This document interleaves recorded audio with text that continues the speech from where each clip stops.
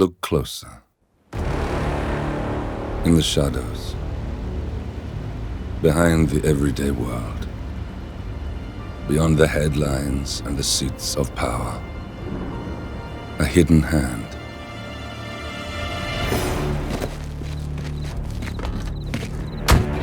A kind of company known as Providence.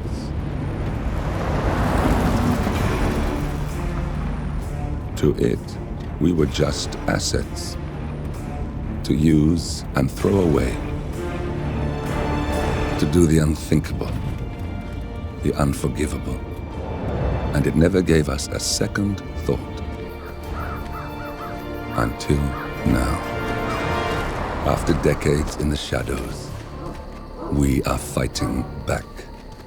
Me and 47.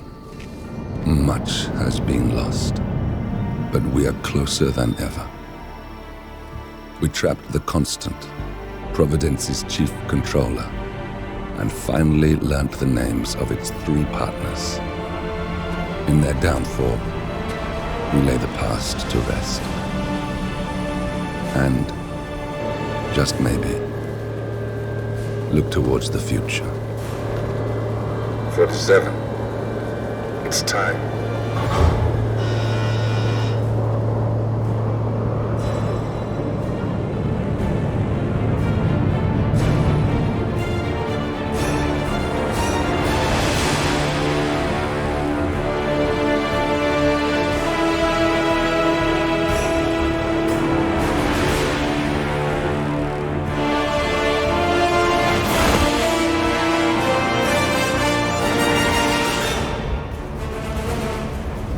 Partners are down there. You know, I never planned this far ahead. You never do. I see someone got his memory back. Wait, is that a beacon?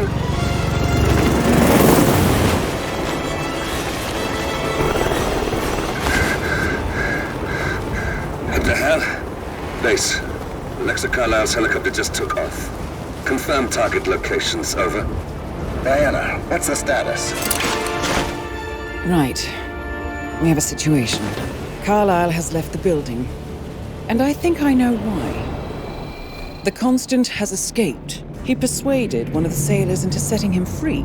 And since then, he's been seizing control of Providence assets and resources. I can only assume Carlisle is rushing to contain the damage. If she slips away again... We'll keep track of her. Make sure she doesn't. Meanwhile, the plan stays the same. Your destination is the Scepter, the world's tallest building where the partners are laying low, courtesy of their host, Sheikh Omar Al-Ghazali. Marcus Stuyvesant is 5th-generation old money. His family made its fortune in real estate and banking, and were at one point the chief landowners in New York.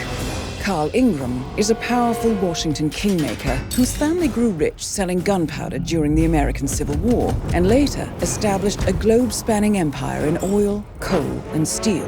Both families long since retreated from public view, but their quiet dominance endures to this day. Now, the partners likely suspect that we're coming, so Mr. Gray will infiltrate building controls and disable all electronic doors and elevators.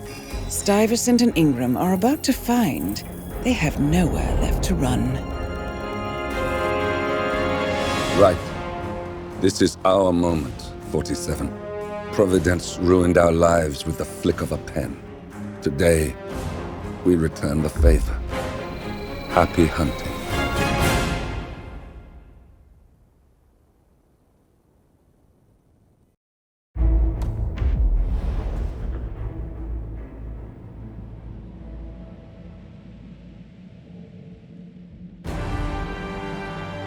Welcome to Dubai, 47.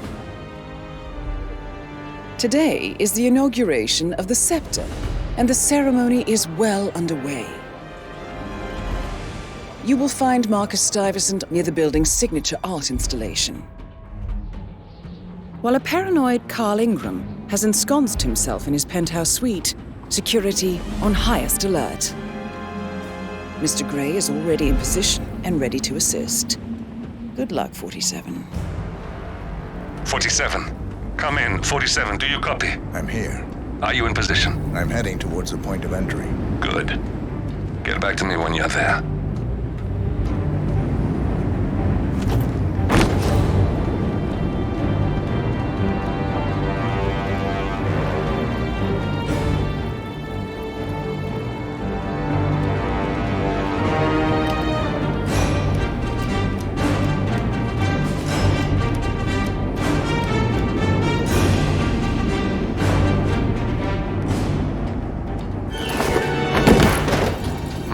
Locked. 47, use your camera and scan the lock, will you? I think I can override the Windows controls from here.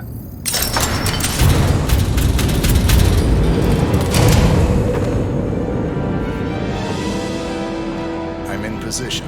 47, the inauguration is taking place close by. Once you've infiltrated it, get your bearings. I'm sure there must be floor plans somewhere. Understood. We need absolute focus on this one. If Ingram and Stuyvesant are alerted to our presence, we may lose them for good. We are so close, 47. Don't worry. They're not going anywhere.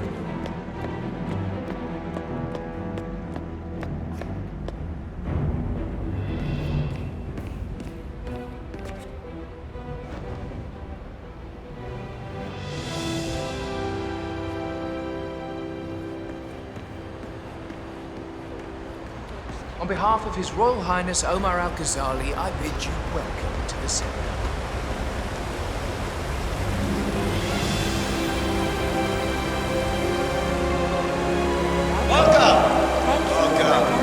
Hello. Good to see you. How lovely to see so many friendly and familiar faces here today. Now, this has been a dream of mine for a great many years. And as all of you know, I am from one of the less privileged sides of the respectful Al-Ghazali family. But with a small loan from my father, I soon built up a construction empire that was worthy of the great Al-Ghazali legacy. So, I would like to thank my cousins, without whose friendship, influence, this achievement might not have been possible. Thank you.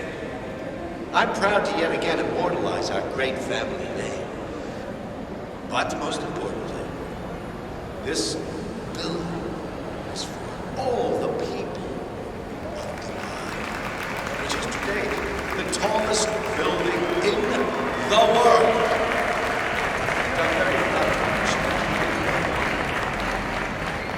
So, I'm humbly proud to open the Burj Al Ghazali. Oh, not like that.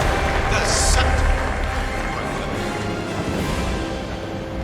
Now, please, be my guests and celebrate.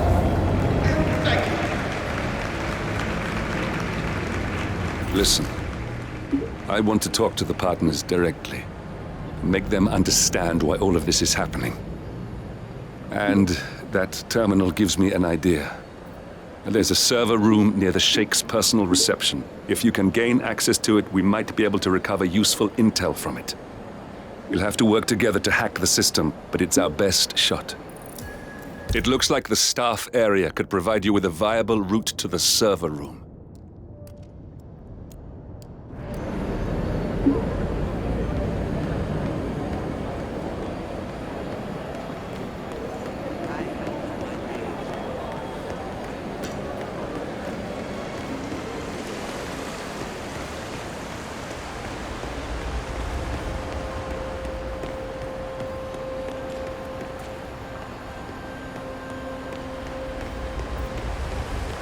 Greetings, sir. God, what was his last name?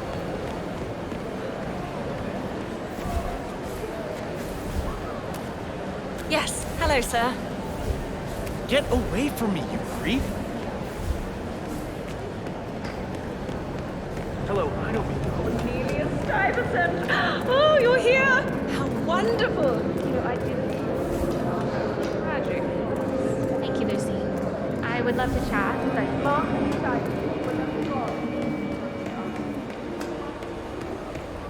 Any news on the new guard assigned to codename Pinky? I got word that he entered the building, but he hasn't reported for duty yet.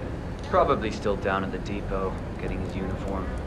I just hope he's got his papers with him. I heard rumors that he used to work for that Dawood Rangan. You know, the Bollywood producer who died? Doesn't sound promising. No, it doesn't. Stuyvesant is expecting a replacement guard. If you can locate him, we should be able to get within strangling distance of the little worm.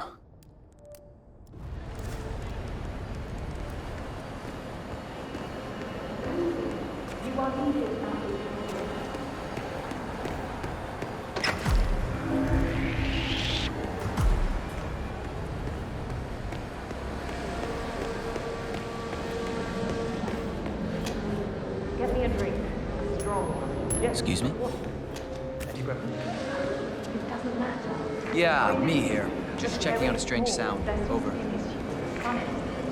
Oh, I'm sure you can handle it. What I take you for, I know. But this could be a serious problem. Darling, you know how it works. We've gone over this 1,000 times. What you can do if everything fails, then you get me. This is my day, and I pay you to make sure I can enjoy it. Yes. Now off you go. I have important things to take care of.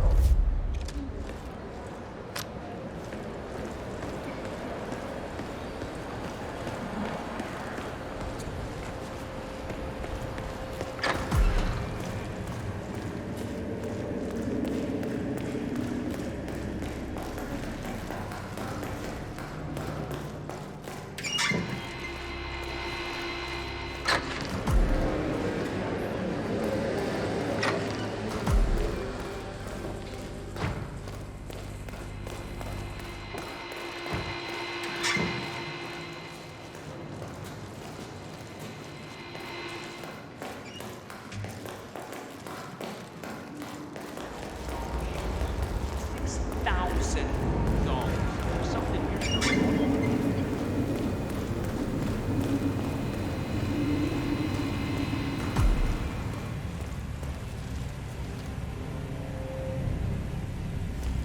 Hey, you!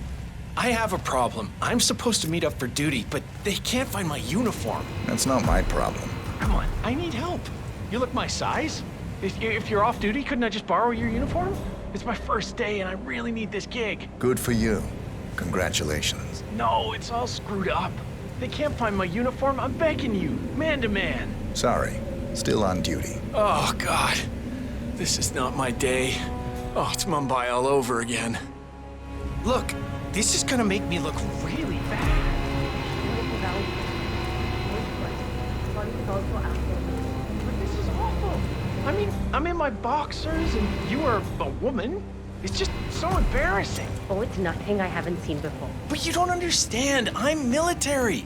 We military men are used to... Do I know you?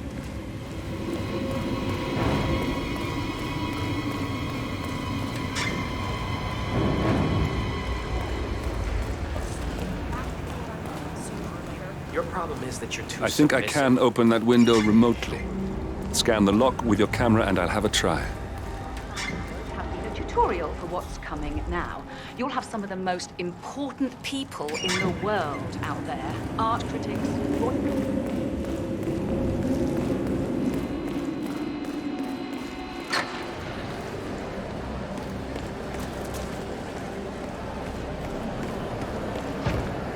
Good afternoon. This is quite the ceremony. I was thinking... I'm sure if I'm needed out there, one of the technicians will come to find me. I want to share my... I never let...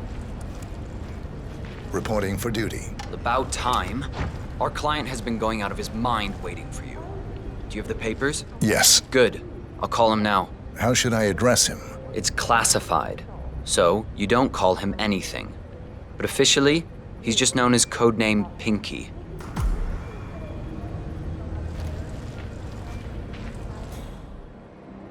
I know you feel alone, but you have to understand. Sir, this is security. Your boss is calling to let you know your new guard is finally arrived. Ooh, look over there. Yes, sir. See you soon.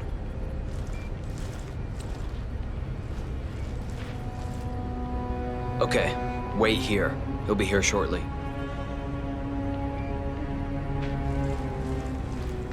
So, how you find?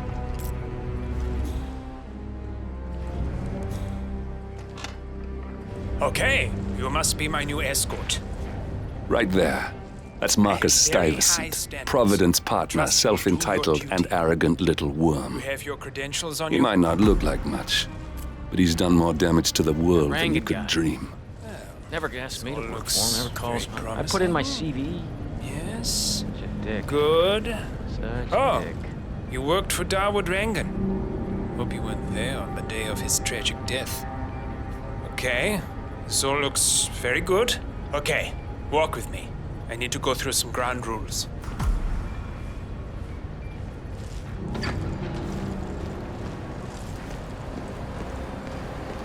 I expect you to be by my side 24/7, unless I say otherwise. Bathroom breaks are, of course, permitted, but only when I say so.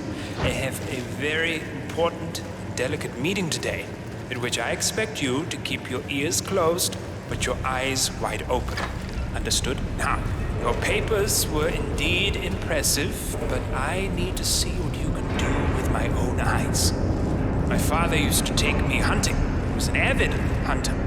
I personally hated it, but always admired his skill with a knife, and grew to appreciate what it takes to gut an animal. Have you ever tried to gut an animal? Yes. Good. Then you know it's not so easy as it looks. Like trying to stab a rubber ball. Bounces back if you don't stab it correctly. You're almost here. You have to understand. I didn't get where I am by blind faith. Okay, we are almost there. You see the shooting targets? Any fool can shoot a target. But with a knife? No. That's where the talent lies. My father always used to say, if you are good with a knife, you're even better with a gun. I want to see your skills. I don't know why, but I've always trusted a man who could throw a knife. I'm sure a psychiatrist would have a field day with that statement. So, show me what you got. Do well and you work for me. Fail, get out of here, and I never want to see your face again. Let's just hope he's half as good as you were. Only time will tell. But I know. You cocky idiot.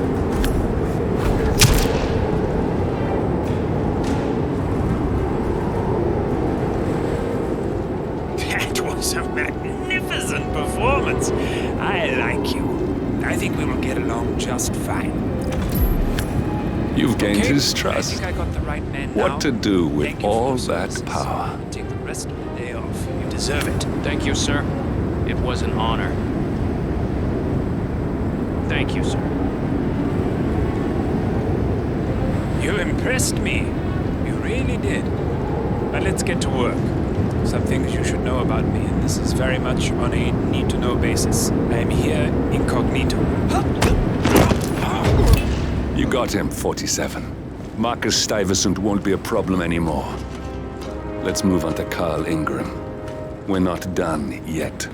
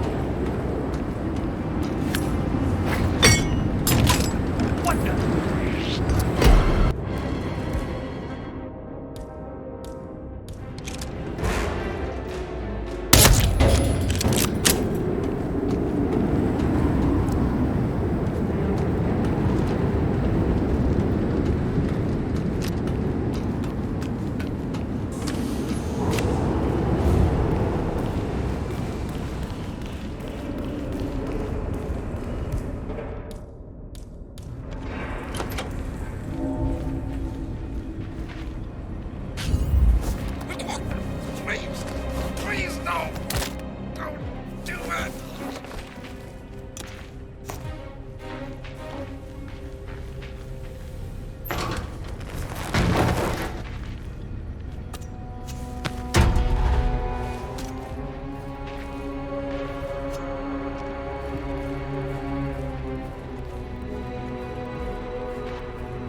Hello. Yeah, just wanted to remind you about the lockdown drill tomorrow. That's right, 900 hours. And the keycards to activate the alarms are still in the safe in the security room. Yeah, same code. 6927. Just don't tell your mother or I'll have to shoot. Okay. Okay, but remember, you need to activate the alarm on both floors, otherwise nothing's gonna happen. Good. Yeah, will do. Have a good shift tomorrow. Talk to you later. Bye.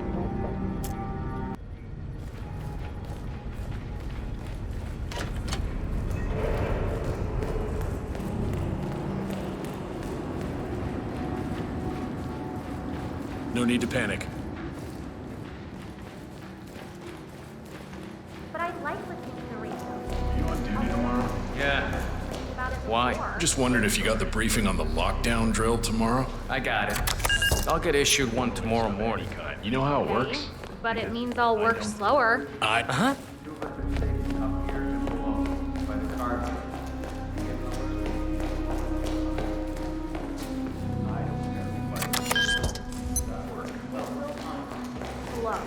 The alarm. You need to act fast before those bastards evacuate. Head for the helipad. I think I'm in love. Didn't know I'd be at work tomorrow. What we're paid to do. Yeah, and it'll probably never happen. Just like fire drills. Yeah. Just like fire drills.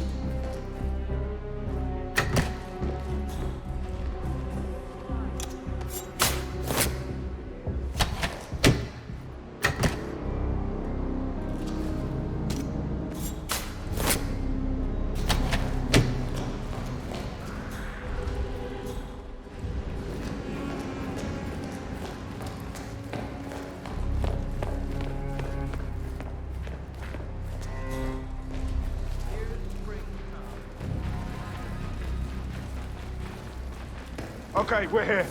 Shoot anything that moves and do not abandon the principle. Perimeter check, right now. Roger that.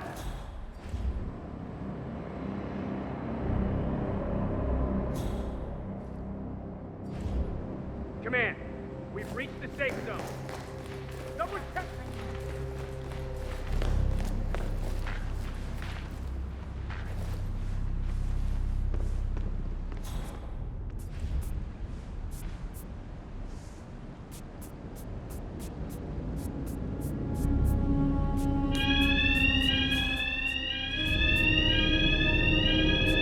They've left the helipad. Their last chance is by parachute. Make sure that Copy, doesn't Commander. happen. Still looking. No sign of the perp. Stay alert. Go cover that. Time to step up your game. Get in position, guys. Keep the package in a tight wrap. That's affirmative. Area clear. Proceeding to next sector.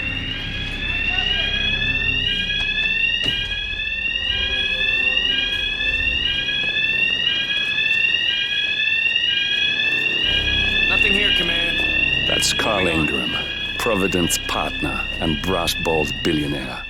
A legendary political fixer, Ingram is old money and as rotten as they come. You copy, Command? Still looking. No sign of the perp.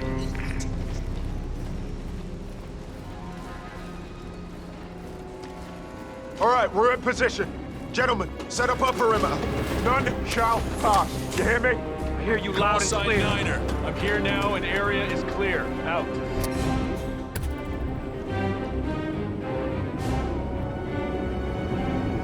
VIP is down! What the We hell? got him, 47. Soon there will be no more Providence. You need to find an exit. Our business is done here, but it's far from over. Time to go to work. Hey, stay sharp. Command, yeah, I'm here now.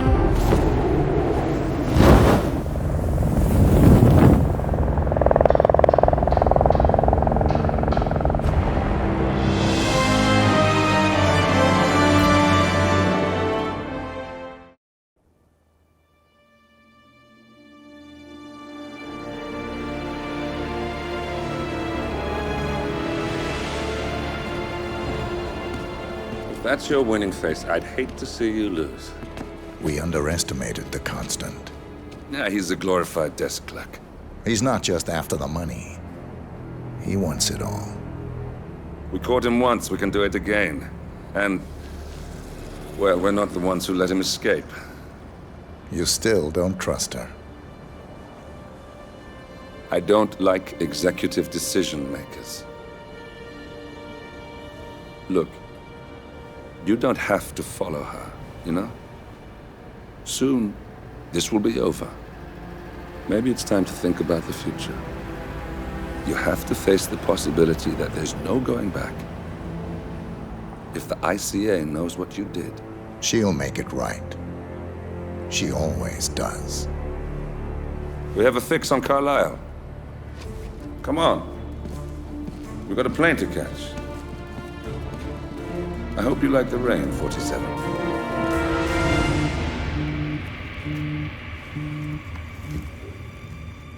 Miss Burnwood. How did you... I have everyone's number. You really ought to know by now. You planned this? All of it? Don't be silly. I just played the hand I was dealt. We'll find you. You had me. Where'd that get you? We handed you an empire. It's for the best. The partners were complacent, set in their ways. But power is more than just security. Providence can be an agent of change. Surely you understand. Or you will. Soon enough.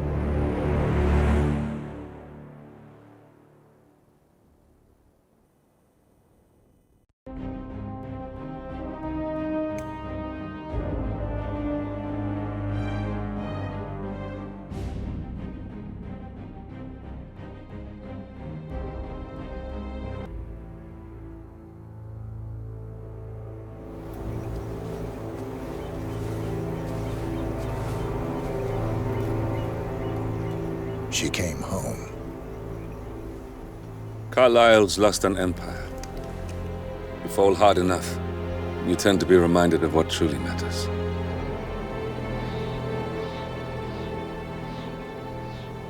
So, the end of the line. You ready for this? Are you? Who will you be, without a score to settle? I guess the world's most wanted fugitive will have to do.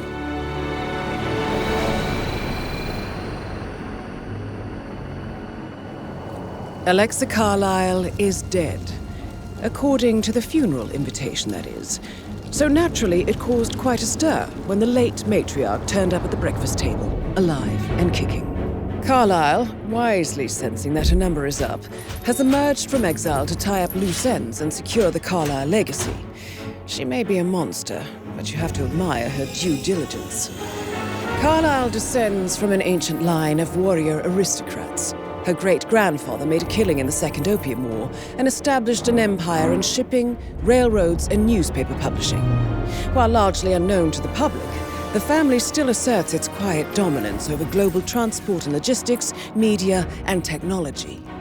Most senior of the partners, Alexa Carlisle, is cold as ice, tough as nails, and sharp as a razor. Incidentally, it was her late father who first brought the three families together after the end of World War II at this very house, meaning that this gentleman is the birthplace of Providence.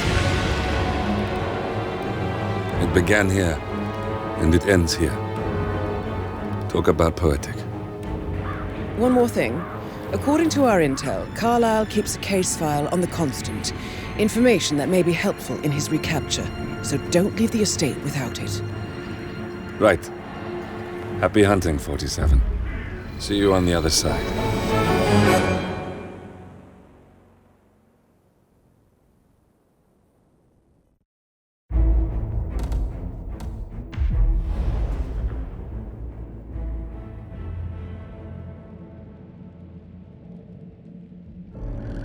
Thornbridge Manor. The Carlisle family's home for countless generations. The Revenant Alexa Carlisle and her 3 adult children, younger brother Zachary, grandson, and daughter-in-law, are all gathered to conduct Carlisle's sham funeral. Curiously, Carlyle summoned a famous London PI soon after arriving this morning, but his purpose at Thornbridge is yet unclear. Now, the target knows that you're coming, and her guard detail is top-notch. So Mr. Gray will secure their nearby field HQ and intercept all calls going in and out of the estate. Any appeal for backup is going to fall on very deaf ears. Good luck, gentlemen.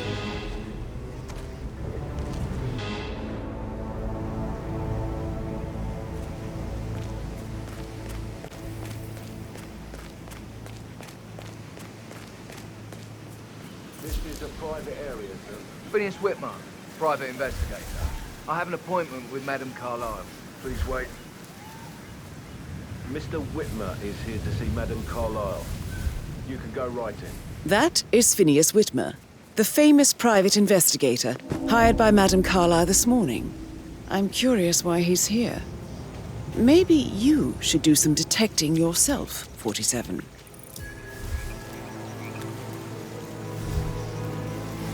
A famous private investigator summoned by Alexa Carlyle has arrived at Thornbridge Manor. If you take his place, it may be an opportunity to get close to Madame Carlyle.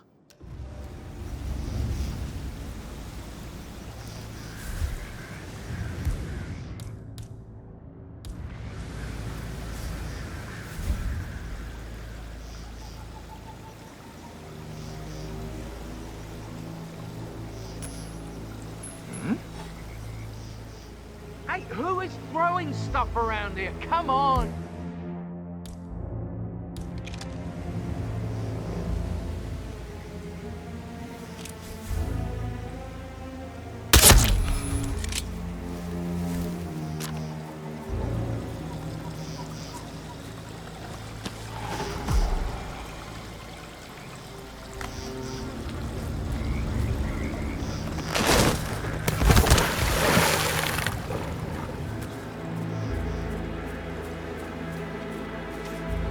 Mr. Whitmer, thank God you're here. Can I take you to Madame Carlyle? Yes, please. If you'd follow me. I know I oughtn't say anything, but I'm so relieved you're here. Everything's just so strange. Preparing for Madame's funeral, and then she turns up alive. But then the awful business with her brother Zachary. And all this security. I've never seen the place guarded like this, and I dare say I don't like it at all. What I mean, you have to be patted down before you see Madame Carlyle inside. Oh, I could just cry. Just keep calm. Sir, if you want to come through, I'm gonna have to pat you down. This'll just take a sec, sir.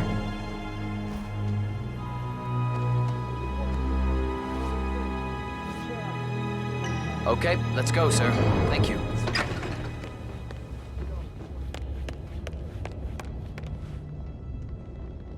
Mr. Whitmer, thank you for coming on such short notice.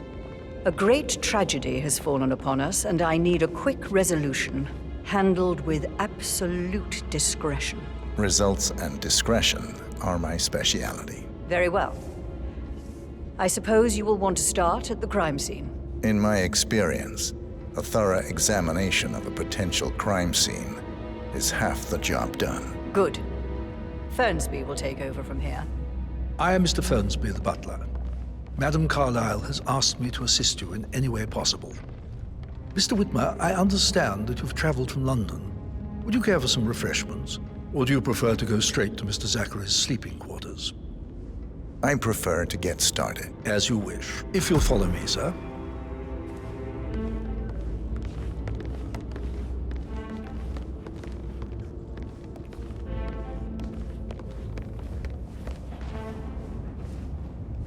I feel obliged to point out that current affairs surrounding Madame Carlyle are of a delicate nature. You may be familiar with the recent announcement of her death. You will probably learn that a staged funeral is scheduled to take place tomorrow. Madame's children were not informed until this morning that their mother was in fact not dead at all. So Hello, please bear sir. with them if they seem affected by the rather unusual situation. I trust I do not need to remind you that there will be consequences if word gets out that Madame Carlyle is still alive. I'll consider her dead when I leave. Before you inspect the crime scene, I will tell you this. The case concerns the death of Mr. Zachary, Madame Carlyle's younger brother. He was found dead in his bed this morning.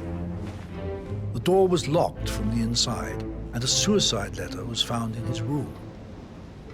However, Madame Carlyle suspects foul play and will not accept that he took his own life. I've prepared some information for you, so please do come and see me when you've finished your investigation of the crime scene. This is Mr. Zachary's room, to my right. A locked room murder mystery, 47. I trust you'll get to the bottom of this. Why don't you use your camera to scan the dead body, 47?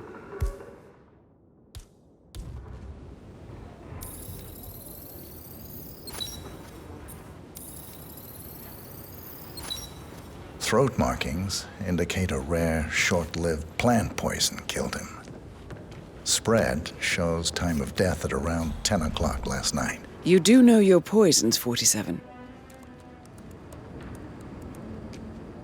Zachary was shopping for New Wellingtons last night. Not exactly what you would expect from someone suicidal. Zachary's suicide note. Also, a sample of handwriting. It could be relevant to compare to other samples to establish its authenticity. A hidden door. It's a secret passage. This could explain how the door was locked from the inside. A photocopy of the floor plans. Somebody's been researching the secret ins and outs of Thornbridge Manor. I believe you've done a thorough search of the crime scene, 47. Maybe it's time to see the butler. I'm curious about the information he's prepared for you.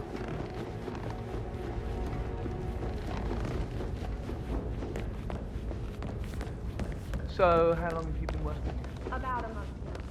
Mr. Fernsby, I'm done with the crime scene. Did you establish a time of death? Zachary died around 10 o'clock last night. Well, that means the staff were off duty. And Madame Carlyle and her security didn't arrive until this morning.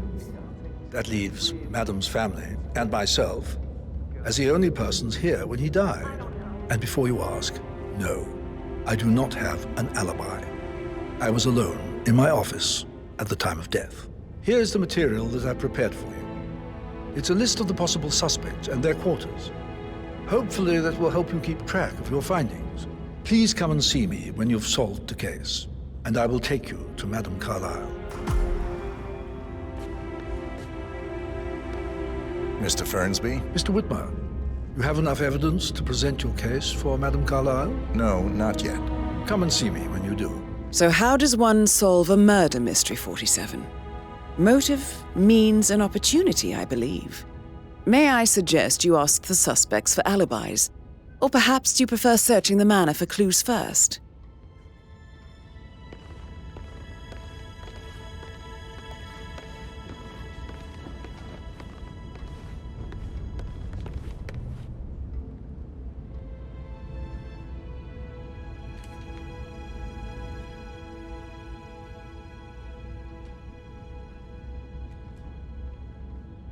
Mr. Fernsby? Mr. Whitmer, you have enough evidence to present your case for Madame Carlyle? No, not yet. Come and see me when you do.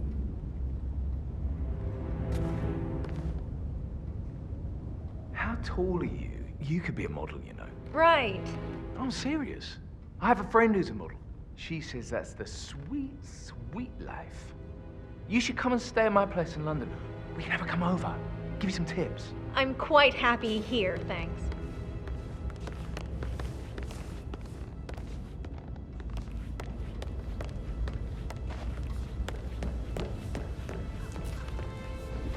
Patrick Carlyle, can you tell me where you were yesterday evening?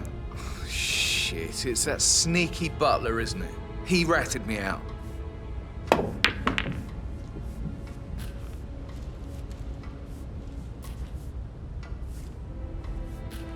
Elaine, give us some privacy, would you? Don't tell Mother, okay? She's really tense these days, and the last thing I need is more hassle. I took that pretty blonde, Rosie, for an evening stroll. I mean, how the fuck am I expected to cope for an entire weekend in this shithole? I'm bored out of my mind. So, is that it? What did you think of Zachary? Creepy as hell. No ambition. Imagine deciding to live in a museum. You know, Father says Zachary and Alexia used to be two of a kind. He had a great future ahead of him, then suddenly, he just gave up everything. What an idiot. Thank God Daddy chose looks and brains over pedigree when he married Mummy. I don't have to worry about the inbreeding so customary in these circles. If that's all, I think I'll get back to my slow death. Did you see anything suspicious last night? No. I reckon Zachary topped himself. I know I would have. Or perhaps Mr. Fernsby. I don't like him. He could have done it.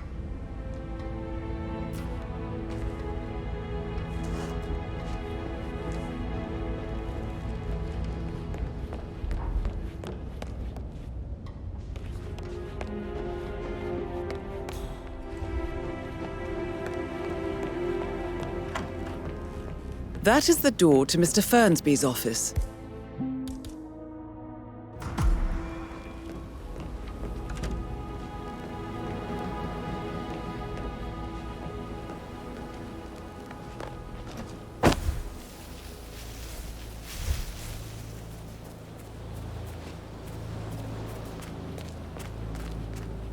On top of everything, Rosie thinks she's in love with young Patrick. I mean, that's a breaking heart happening if I ever saw one. Huh? But he was such a gentleman. He gave me his coat and all. Rosie, you need to forget about Patrick. No good's gonna come of it. Stick to your own kind. You mean like Chris? He treated me like shit. All he wanted to do was play his stupid video games, never any romance. I deserve romance. Rosie, tell me what you did last night. I'm in trouble, aren't I? I spent the evening with Patrick. We met after dinner and I went home at 1 in the morning. He said he needed someone real to talk to. When he looks at you, it makes you feel like the center of the universe. Like a real princess. But now he just ignores her. Well, he's under a lot of pressure. He's an idiot. That's what he is. Did you notice anything out of the ordinary? Any strangers outside the house? No, we saw no one outside. Except Patrick's mother, Emma. We were sitting on the bench behind the greenhouse talking when she came out and we had to hide. You won't tell her about me and Patrick, will you? She'd insist Madame Carlyle fire me. I'm sure of it. Too right she will. She's always going on about how things will change once she's in charge of Thornbridge Manor. I shouldn't gossip, but that Emma woman is a tad too busy for my taste. Now, Elaine,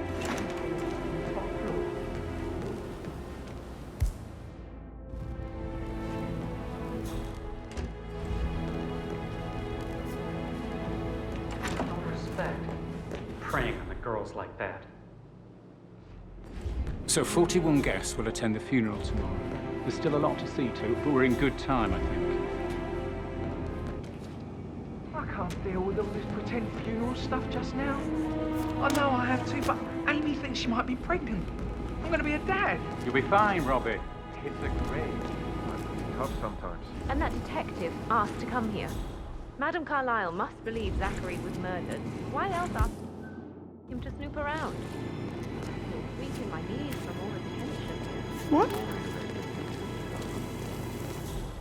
Oh, excuse me, sir. You dropped something.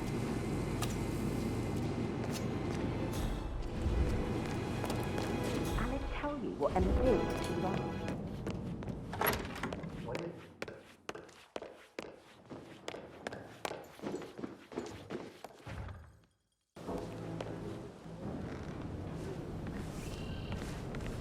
That's a little too close.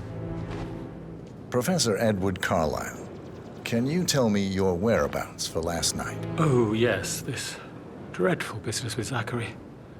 I stay at the local inn. You see, I prefer not to spend the night here at Thornbridge Manor.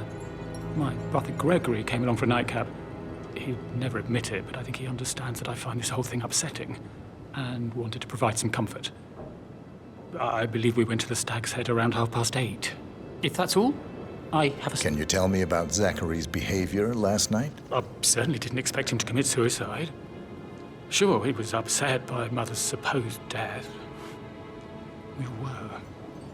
But he seemed more engaged than usual. You should ask Rebecca. They had a long talk. Did you know that he hadn't left Thornbridge Manor in nearly 50 years? His plants, Mother, and the staff, all the company he had. Anything else I can do? Did you notice anything else out of the ordinary? You mean apart from the fact that we came here to bury our mother and she shows up alive and kicking? Zachary found dead in his bed this morning? Or perhaps that the planned funeral is still taking place and I have to do the eulogy? And Mother will surely have a strong opinion on it afterwards. I can't breathe. Excuse me.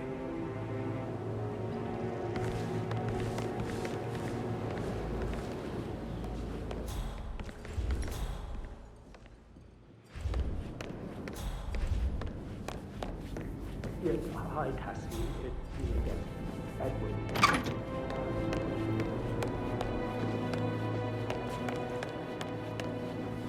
Rebecca Carlyle, can you tell me about yesterday evening? We don't really see much of each other, my brothers and I. I suppose it takes our mother's funeral to bring us together, and even then, it's not like we sit on each other's laps. Now, let's see. Patrick, Gregory's son, disappeared straight after dinner. You know, I think he might be in some sort of trouble. Edward wanted to go as well, but Gregory convinced him to stay for a few drinks before they went off for a pint at the local at 9:15. I swear Gregory enjoys Edward's discomfort over staying here. I had a conference call with my New York office at 9, so I spent 3 hours on my laptop in my room and went straight to bed afterwards. I don't know about Emma. She did act a bit strange. You know, I bet she was making lists for changes needing to be done once she gets her hands on Thornbridge Manor. Quite the shock she had when Mother arrived during breakfast. Is that everything? Tell me about Zachary. Did he act strange last night? You know, now you mention it, he was a lot more chatty than usual. He wanted to know about my connections in the publishing business. Apparently, a friend of his is writing a book, which strikes me as very peculiar. I didn't think he had any friends. Is there anything else? Anything else you feel like mentioning? I may be wrong, but I saw Mr. Fernsby, the butler, leave Zachary's room early this afternoon. And he seemed a bit startled when he saw me in the hallway. It's probably nothing. Oh, and one more thing. Please be kind to Edward. He can only take so much. Is that everything, Mr. Whitmer? I do have a lot to see to.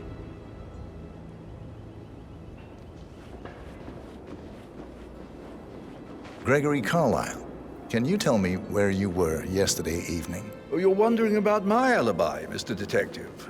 Well, I left Thornbridge around 8:30 for a pint with Edward. I wish I hadn't. Quiz night at the inn. On the other hand, staying here with Zachary, my obnoxious sister, and the wife sporting another one of her headaches would have been a fate worse than death. The short of it, Zachary was very much alive when we left. I stayed for the last shout, and I was back here just before midnight. Is that all? Tell me about Zachary. Zach? Huh. Such a sad old sod. A bit heavy on the bottle, but who could blame him? Only company he had was his rare plants and Mother, who travels more than she stays here.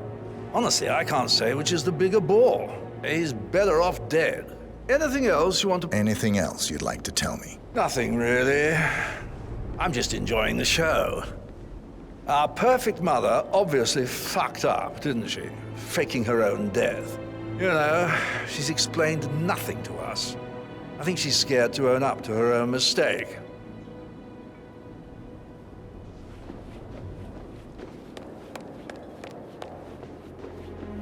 Emma Carlyle, can you tell me where you were yesterday evening? Surely I'm not a suspect. I need to account for everyone. Well, I spent the evening with my family, but I got an awful migraine and had to take to bed. Everyone can attest to that. I believe I went up when the boys sat down for a drink around 8 o'clock. Anything else you want? How did you feel about Zachary? I might as well be honest. His presence was always awkward. But how do you have a meaningful conversation with a man who only cares about plants? In my opinion, Alexa bears some responsibility for how this ended. She supported his self-limiting behavior by letting him live here. Is that all? Have you noticed anything else out of the ordinary? Nothing special comes to mind. Except, perhaps, I did get a feeling that Zachary was depressed, not just sad. I suppose he realized that he had no one with Alexa gone. Even Alexa must feel the pangs of guilt over that one, letting him believe she was dead. Then again, guilt isn't her strong suit.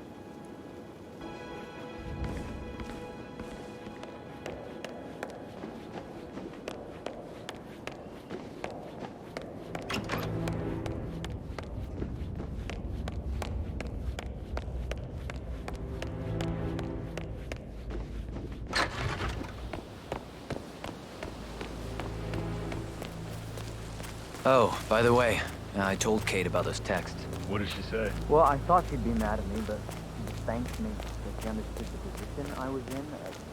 Get her ready to talk about it. On top of everything, Rosie thinks she's in love with young Patrick. I mean, that's a breaking heart happening if I ever saw one. Life can be tough sometimes. Alexa, back from the dead. Come here. Madam Carlyle must believe that.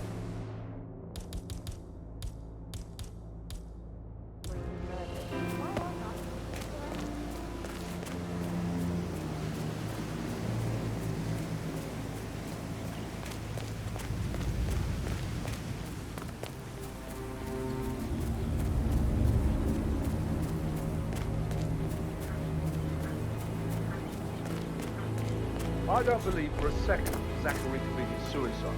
We'd only just run through his plan for the spring seedlings yesterday. Yes, sure. But he was upset, believing his sister was dead. I'd say worried about how things happened in spring Bad news, I'm afraid. Hi there. We don't have any excuses. Oh, Ethel looks everywhere. We've got much more of this. If they find out how efficient we can be, they'll let half the stay. No time to go. I'm not like Madam Carlyle to bring something like this. Desperate time, desperate.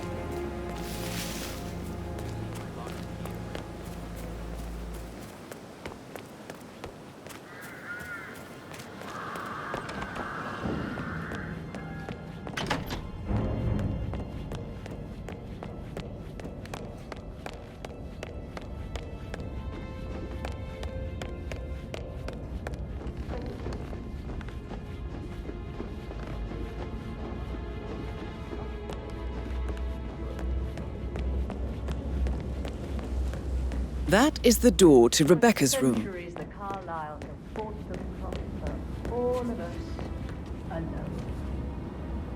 If we could only light across town.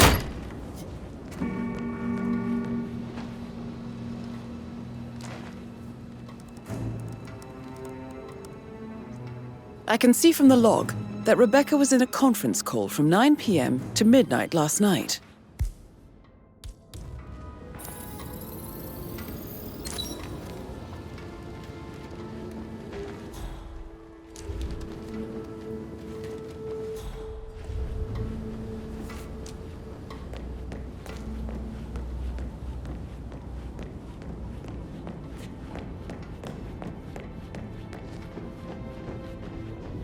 Hey.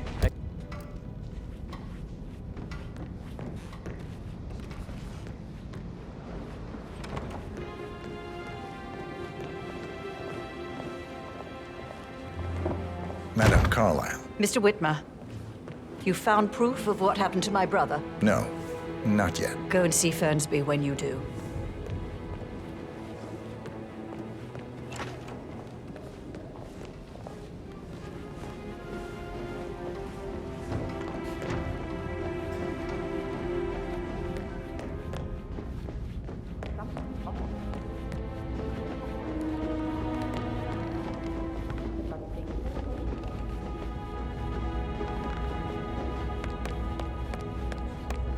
Hello, sir. But then how can it be withdrawn? Just wait a few days.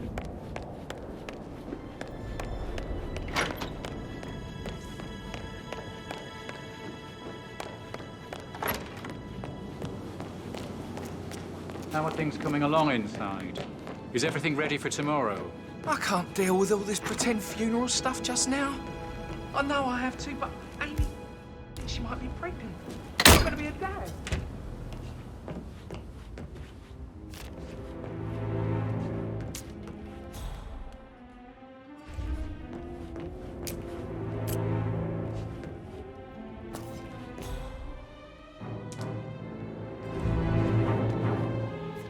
Zachary's diary. This is big. He was about to confess to the world that he and Alexa murdered their older brother Montgomery 46 years ago. And apparently, Mr. Fernsby helped make the murder look like an accident. Painkillers. And 47, Lethal if you use the handwriting doesn't match the suicide letter in his room, proving he didn't write it himself. But not the poison used to kill Zachary. Of course, Madame Carlyle doesn't know that. Are you considering to frame the butler, 47? Good today, sir. Mr. Fernsby clearly didn't commit the murder, but I think you have enough evidence to convince Madame Carlyle he did. Maybe you should tell him you are ready to present your findings. Unless, of course, you want to do some more detecting, 47?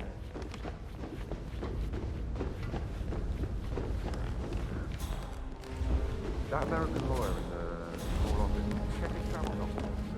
It's out, Ali. Sorry, but I think I... Right. Yeah, what you said.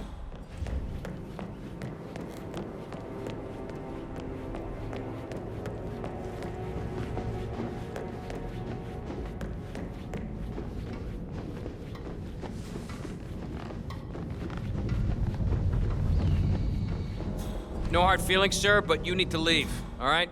Can't let you through.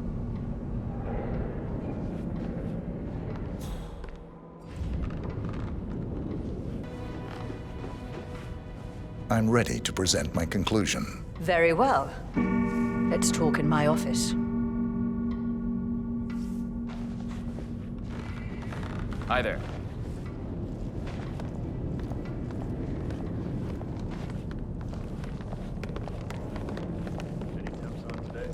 Talk to Mr. Fernsby. He's in charge of the staff. Can't be too careful. Part of the job.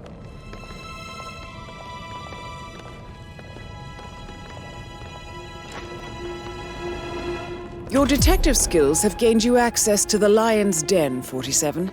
Now, go claim your reward.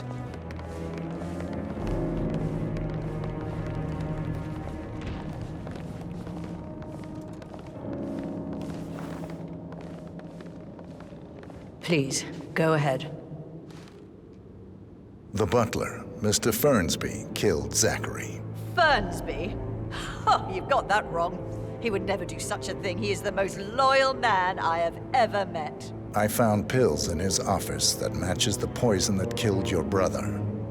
Furthermore, I found Zachary's notebook, half burned, in Mr. Fernsby's fireplace. It showed that Zachary intended to publish a written confession to a murder the two of you committed nearly 50 years ago. The murder of your older brother, Montgomery. That's outrageous. We did no such thing. No need to feign innocence. I know a killer when I see one, and my discretion is assured. The papers also described how Mr. Fernsby helped you stage the murder of Montgomery as an accident. I believe he killed Zachary not to be exposed as an accomplice to murder. Sweet Fernsby. You are wrong, Mr. Whitmer. He did not do it to protect himself. He did it to protect the Carlyle legacy. Mr. Fernsby, like myself, understands that sacrifices must be made to secure stability and prosperity. Mr. Whitmer, I'd appreciate it if your findings never leave this room. I understand Fernsby's actions, and there is no need for them to have more consequences than they already have. Fernsby was very fond of Zachary, and I'm sure his decision will haunt him to the day he dies.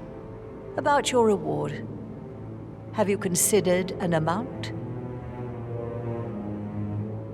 I want the file you have on Arthur Edwards. Arthur Edwards, The Constant. But that must mean you're... I expected you'd show up. But you're not here to kill me.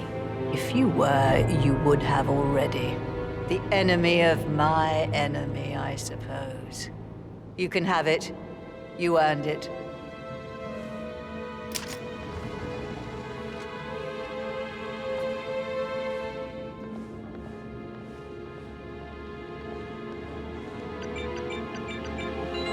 The file you want is in the safe. Good hunting. Greetings, sir. I need some privacy. Thank you. Good work, 47. That's the file on Arthur Edwards secured. Time to take care of Madame Carlyle.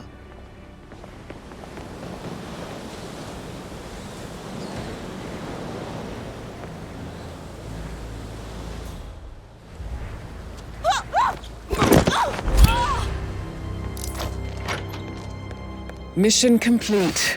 Well done, 47.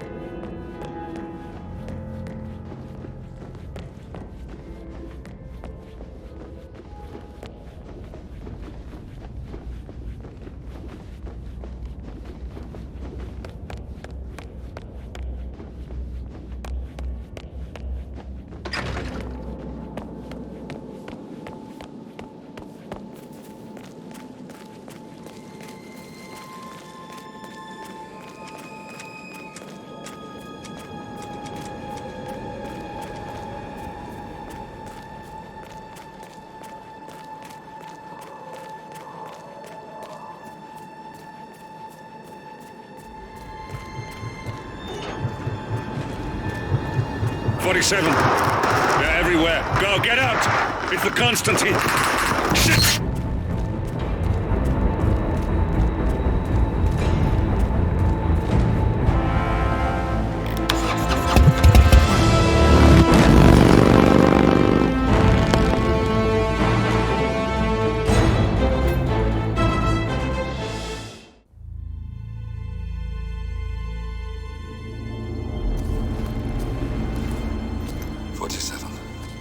Don't respond, just listen.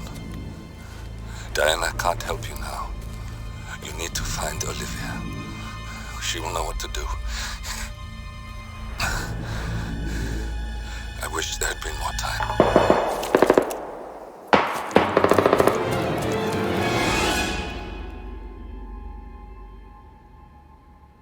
And then there were none. Thank you, Miss Burnwood. Now, it's my turn.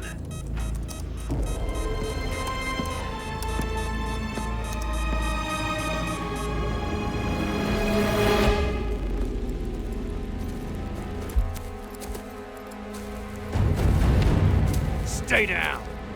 Boss wants you alive. Yeah? How about now? Over here! Cover me!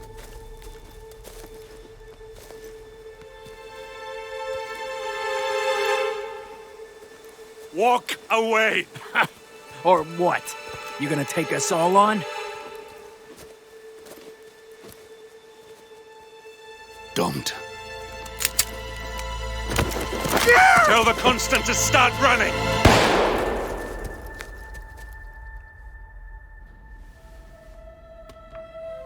You think you've won? 47 is out there. And 47 never misses his mark. Neither do you, Miss Burnwood. That's what makes you valuable. You're delusional. You think I would betray 47? Trust me, you owe him nothing. What is this? I told you we could help each other, and I meant it. I look forward to your call.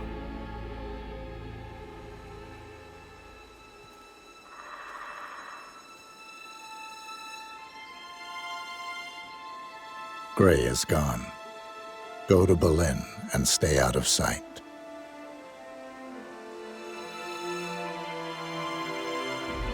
We're all that's left now.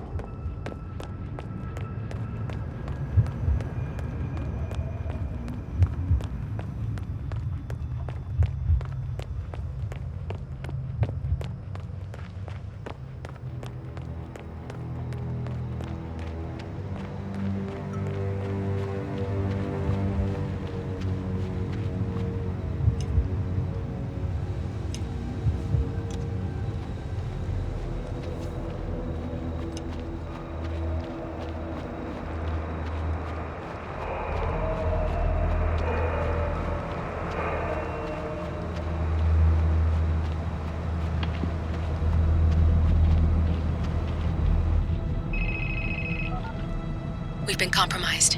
Abort and walk away now. Who? ICA. They tracked me. Don't know how. It's what they do. How many? One prime asset and a whole pack of up-and-comers. They've infiltrated the club searching for us. Christ, I think I killed one of them. Get out now before they spot you. No. They found us once. They'll find us again. Keep your head down. I'll take care of this.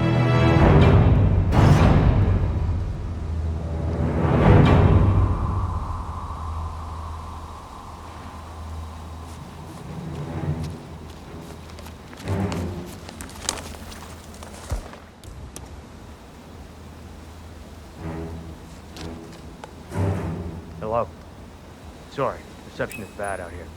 I got nothing to report, Zhao. Zhao, can you hear me? Yeah, it's still quiet out here. No sign of him. I can't hear you. Agent Price.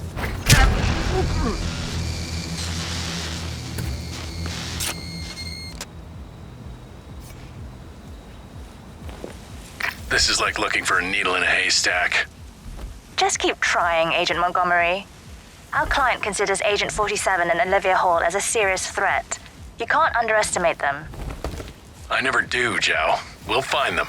We're all in position. Good. Report back to me if there's anything. Don't worry.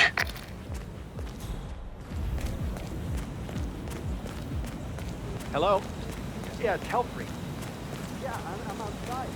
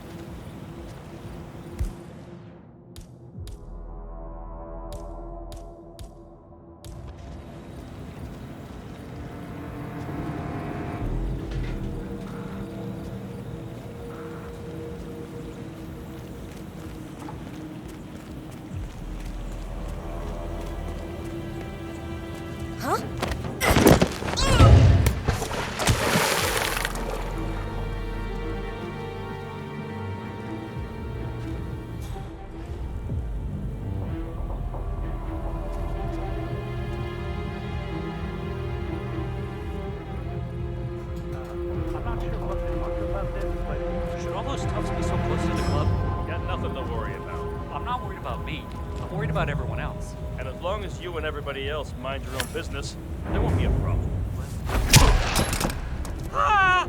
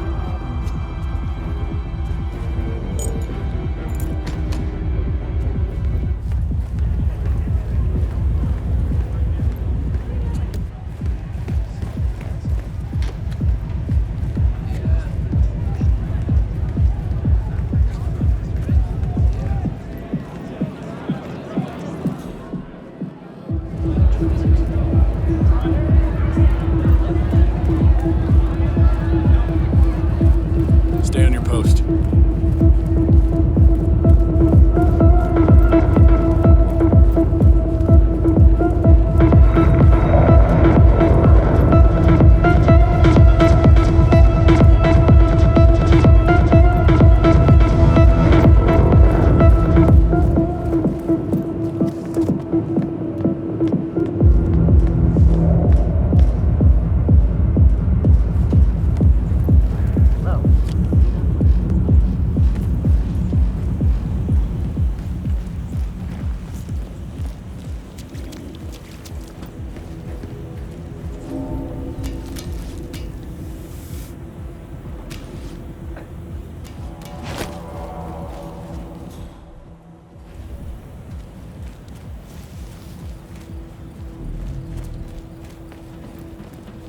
Thames here. No updates. Target probably bailed. Stop talking. Focus on finding him. Agent Thames.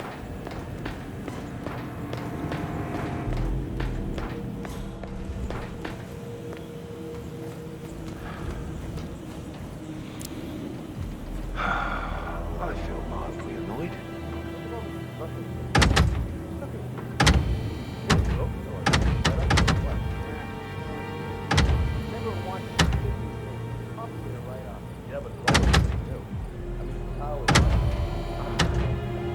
Isn't someone else supposed to be doing this?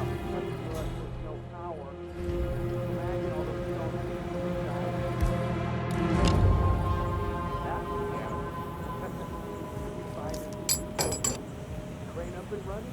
No way. Bad idea. Rob would kill us. He'll do more than that.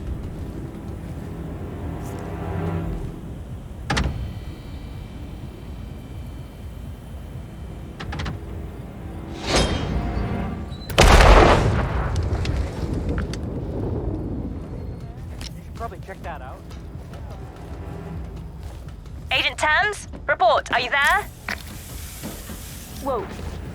Oh, God, there's been a horrible accident. The Knight takes Rook. That's another one down. Do not let him turn this situation around on us.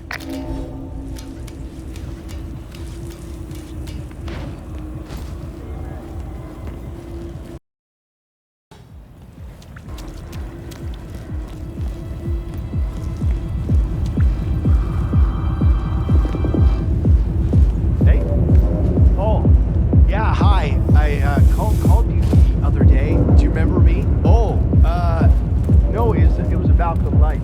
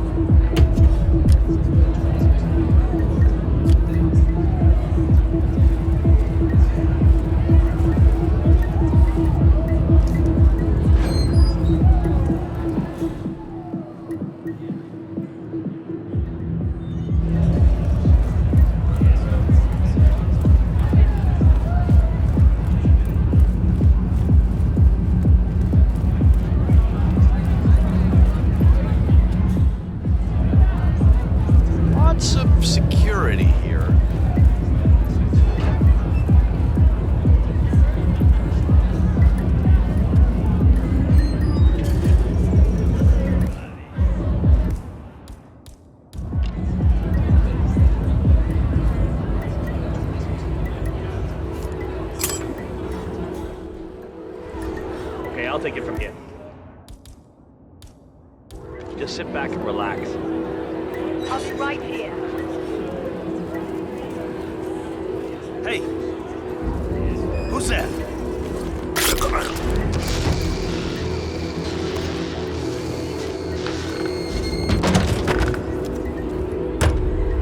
Davenport, come in. Agent Davenport, are you there?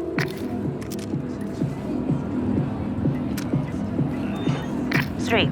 We've lost 3. If any of you have been waiting for your chance to snatch glory from the jaws of defeat, I would suggest getting it over with.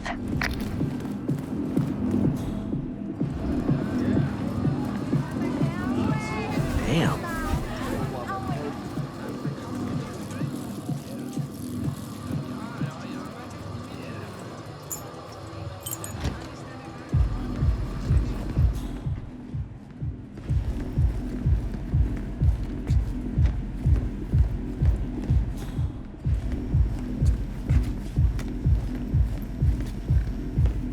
He's always one step ahead. It doesn't make sense.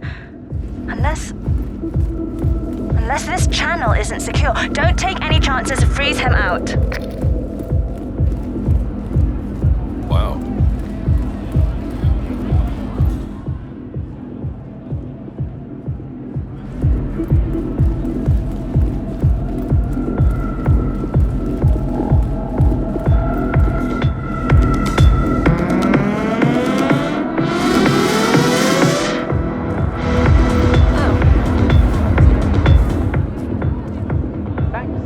Some people.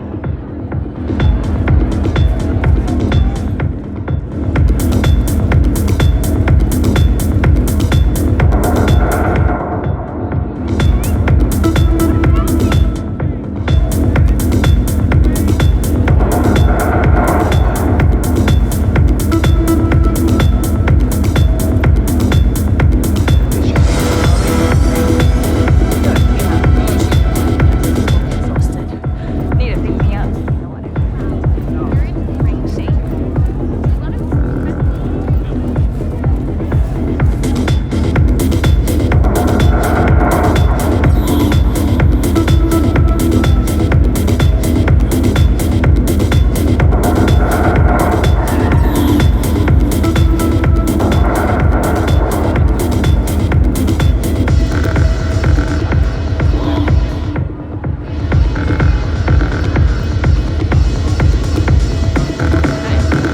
How are you?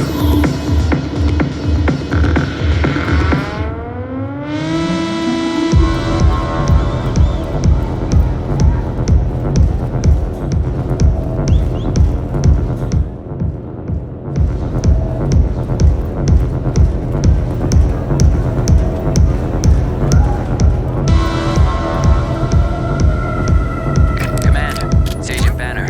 No sign of target? Stay alert. We don't need to give him an opportunity to strike.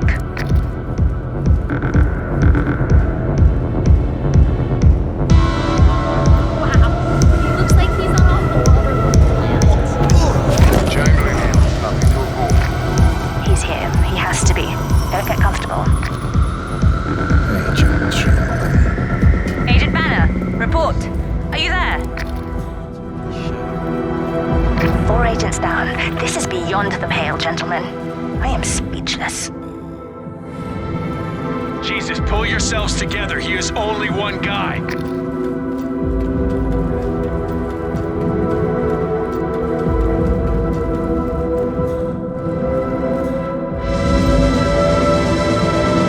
we don't accidentally overload the system.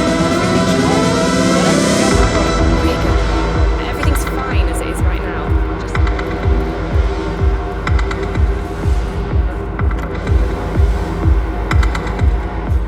What can...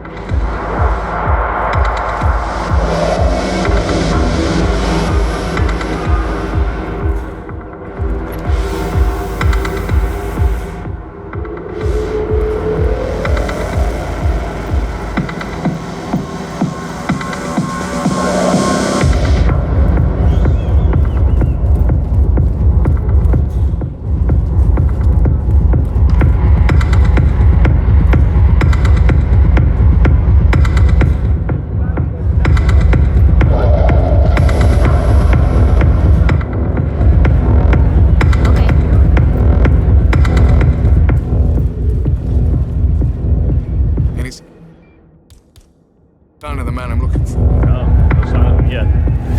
What's he done? He's a bad man. Tried to screw us over. That's all you need to know, right? Sure. Will do.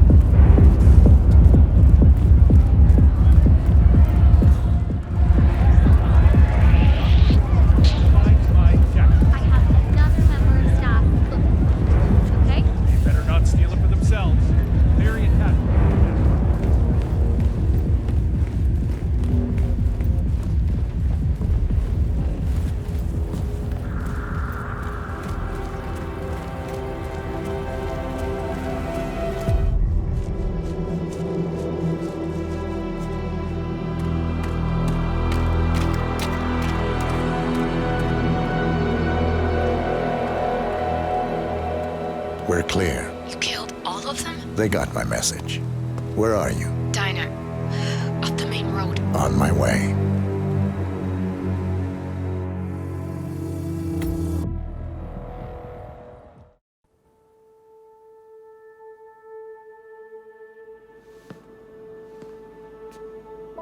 You're hurt.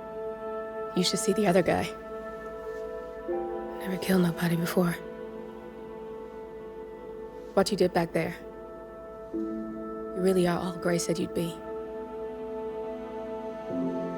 47. He didn't suffer, did he? He made it count.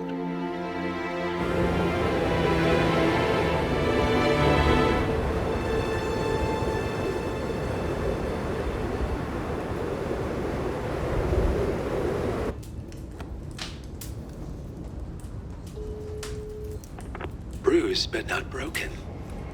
I'm glad. It's time we start afresh, you and me. Get to the point. You and your friends pulled off the impossible. You stormed the heavens, took down the untouchables, And yet, here we are. Status quo. it just goes to show you can't fight power, Miss Burnwood. Power never dies, it only changes hands. The best you can do is claim it. I never cared about power. Power is a tool, Miss Burnwood. It's the thing that gets you to the thing. As the next constant, you can be the agent of change. Transform the system from the inside, or be transformed by it. No risk, no reward. I'll need to think about it. No, you won't. The real question is, what will you bring to the table?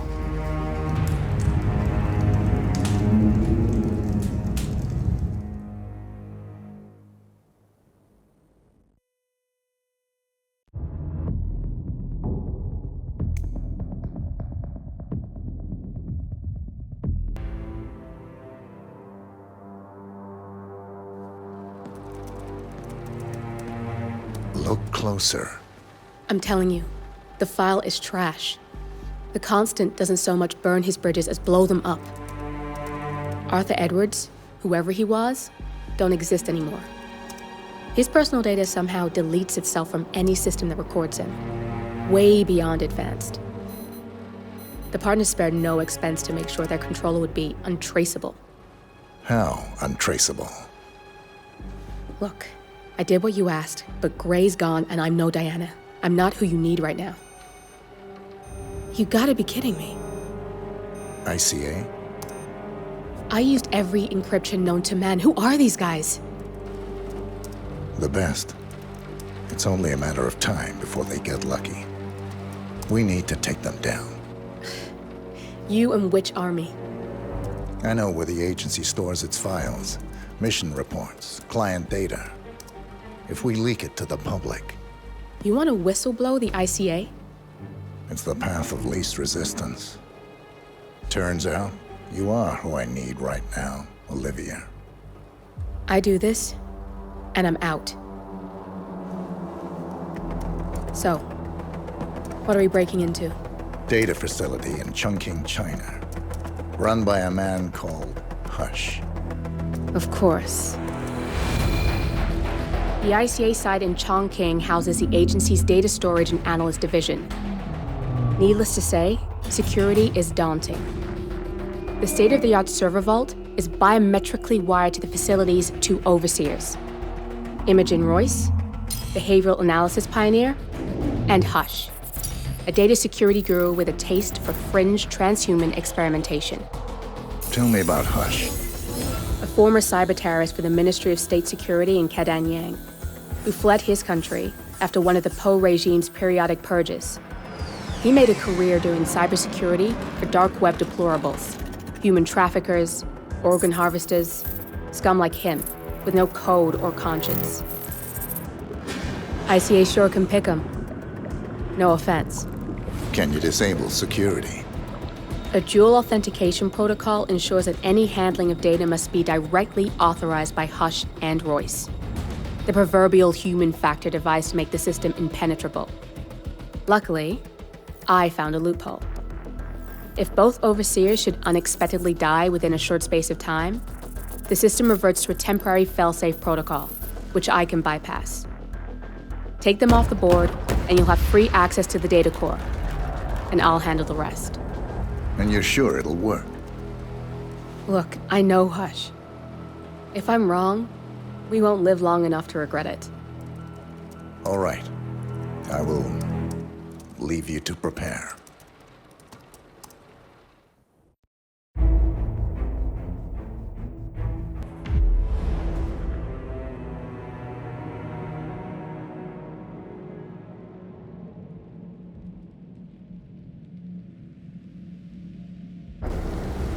Chongqing, China. This city is Big Brother's wet dream with more than 2.5 million cameras covering 15 million people.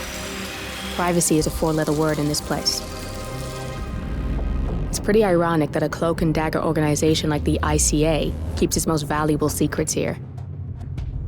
You'll find Hush conducting his fringe experiments in an abandoned apartment building, while Imogen Royce, the archivist, runs the day-to-day business of the ICA data facility. I just hope you know what you're doing, 47.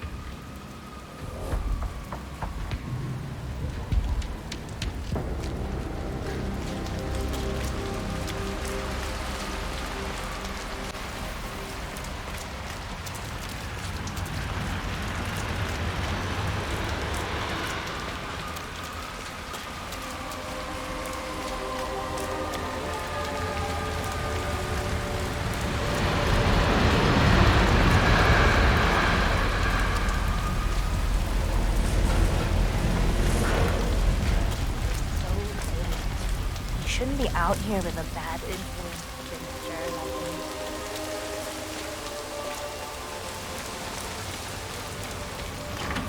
So, what's his deal? Sir, with all due respect, I'm gonna kick your ass. Get out of my face.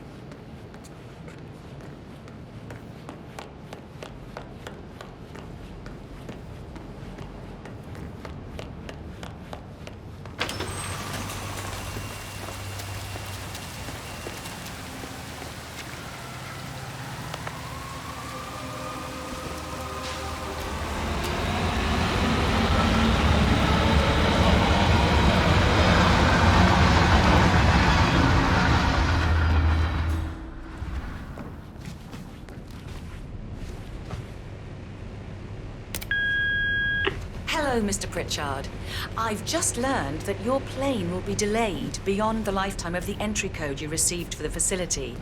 For your convenience, we've set up the new code to be 0118 to match the one for the apartment. I hope you enjoy your stay. Hi, Chanting here. Mr. Pritchard, I'm just going to tell you to bring your P41 for the facility tour. Thank you.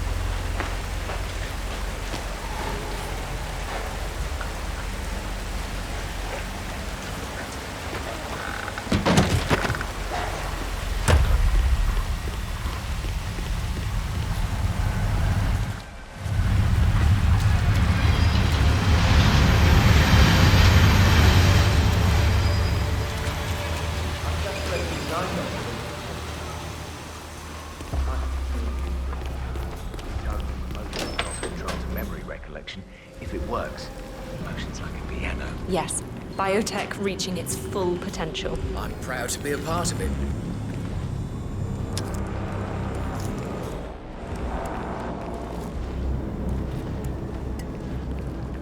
Ugh, can you just get away from me?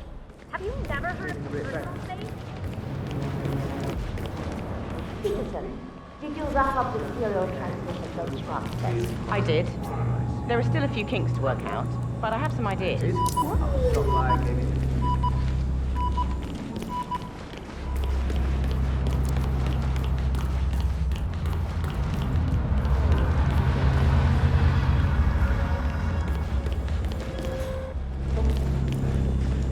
Don't I have better things to do? You mean than handling all your responsibilities over breaths, here? okay? While you do God knows There's what. really Yes, nothing to I worry do. about. You know, you're the last one.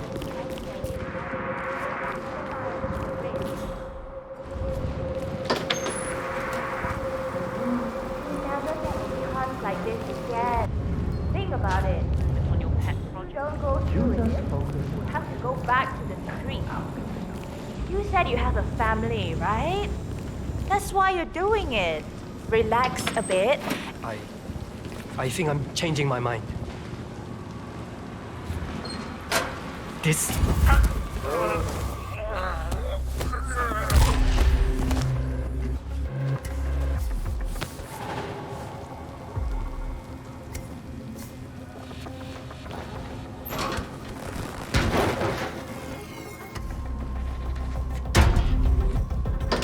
Good. Signal strength 40%. Continue test prep H109. Test prep H109 initiated. Signal strength at 40% confirmed. Yes. Focus now. Almost there. Run simulation. Identify defining moment. Map. Good. I'm ready to experiment. Oh, good. I'll let Sister Lei know to join us for the experiment then. That's him. Hush the bastard. Wow. We'll get started. He looks a lot older. Come on. Let's get started. He's ready for you, Hush. He looks strong. Good. A good specimen to conclude this phase. We'll get started when Sister Leigh's here.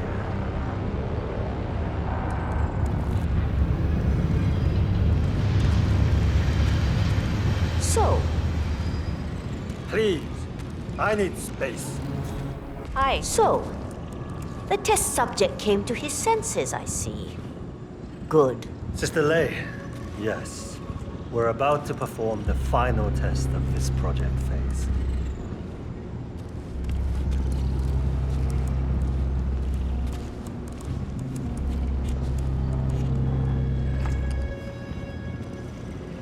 Sit and keep still. Ready when you are. Junli, let's start at 100% signal strength. No. I mean, no, there's no need. The subject is clean, cooperative. I was thinking 25% and then adjust if necessary. 60% is minimum.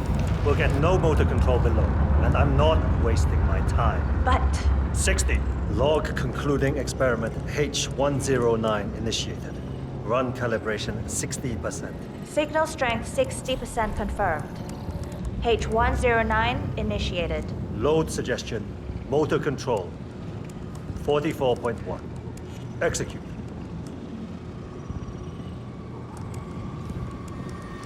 The signal's too low. The signal's too weak. We'll get nothing like this. Go to 100%? It's not safe. You've been working too hard. With your condition, it can cause you real physical harm. It's safe. You're strong. You can overcome it. 100%. Do it. Log continuing experiment H109. Run calibration 100%. H109 initiated at signal strength 100%. Now I'll see you do as I command. Identify impulse string. Load suggestion motor control 44.1. Exit. Nothing. He is. God damn it. Not again. It's too low. He's got spirit. Come on. Do this. Abort! You're going too far. No. He's on the verge to break him. Go higher. It'll kill him. It's already way beyond reasonable intensity. This subject is abnormally resistant. He's no match for Hush. Nothing worth shit ever came to be without pain. I'm calling it quits, Hush. You need rest. Okay. Short break. I'll return with a clear head. God damn that assistant. If they up the signal, it will kill him. Stay here, okay? Think about getting cold feet again, please. I'll stick around.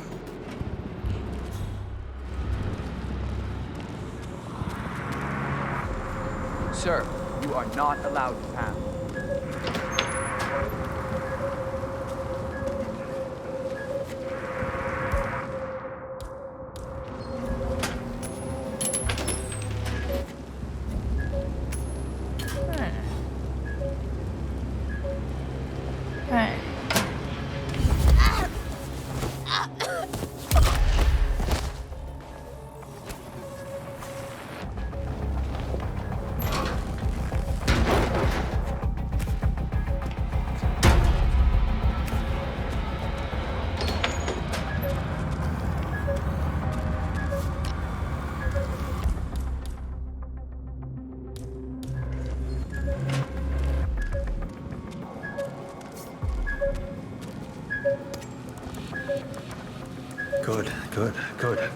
Good.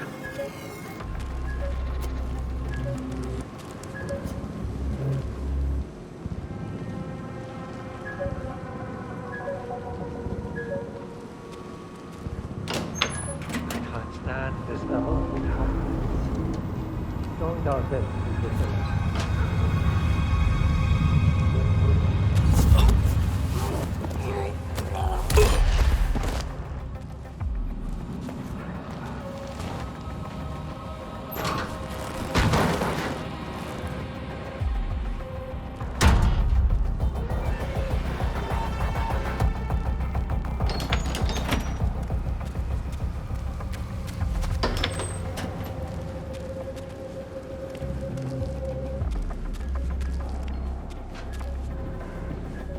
Yeah, I can't let you pass. I'm sorry, sir.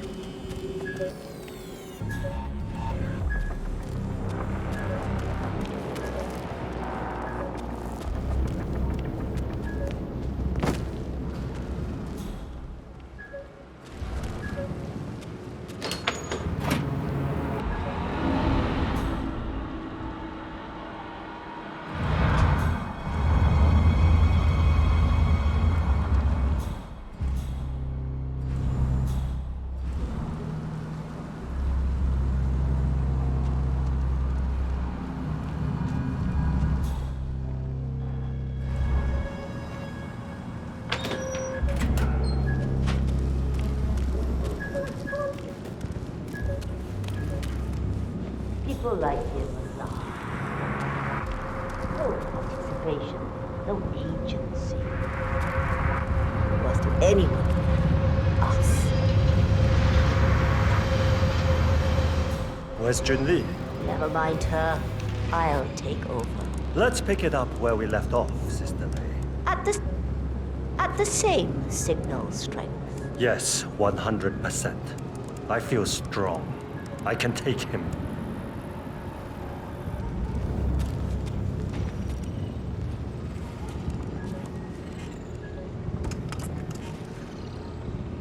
Sit down. Log, continuing experiment H109. Run calibration 100%. Signal strength 100% confirmed. H109 initiated. Good. All good to go. Identify impulse string. Load suggestion. Motor control. 44.1. Execute. We need to go higher. Quiet. My head. We'll get nowhere like this. I don't understand. No one's ever resisted like this before. Let's increase the signal and get some results. What do you say, Hush? Do 120%. 120. Good. Let's do it.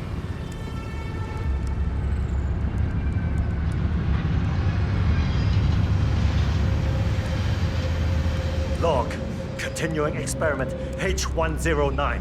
Run calibration 120%. H109 continued. 120% signal strength confirmed. Yes. This is it. It's all incredibly sharp. I feel my mind expanding. Identify impulse string. Load suggestion. Motor control. 44.1. Execute. I feel... I'm not scared. I could... You got the bastard, Hush. Hush! Now go get Imogen Royce and we can get to the core. Get up. Don't fucking die on me.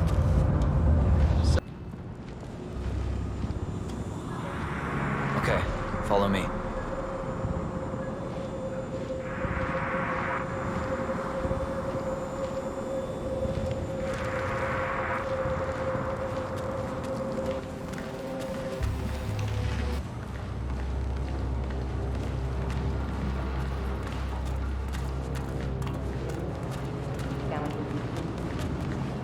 Of course, that was the detail that we was going to get right.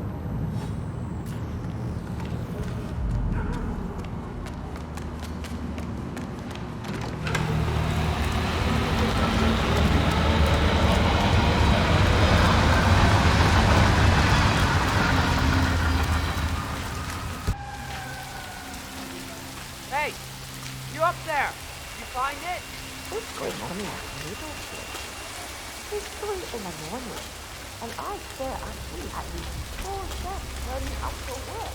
I think you might have our like music. Something that income. It's gotta be good if what you're saying is true. I never eat after midnight, but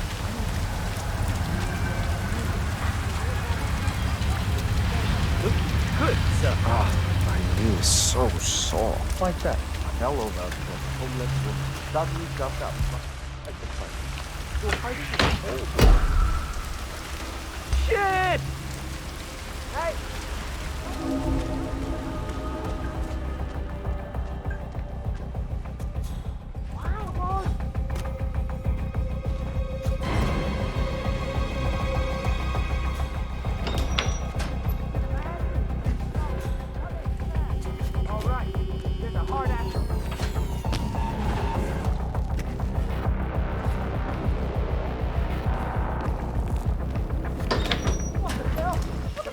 Command, you there? You have got to be kidding. This is happening again.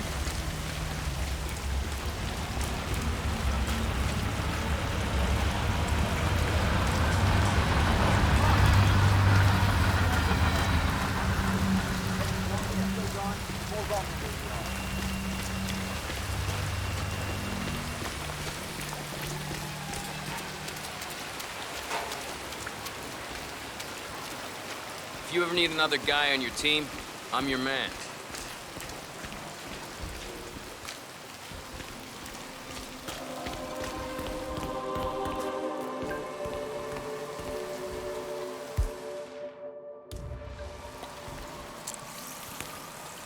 Security.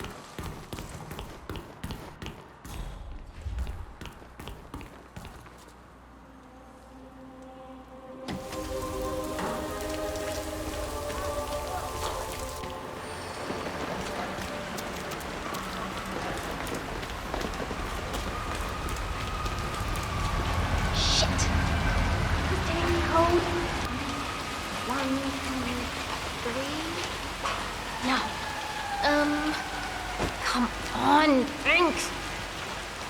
01. Definitely 01 something. 18?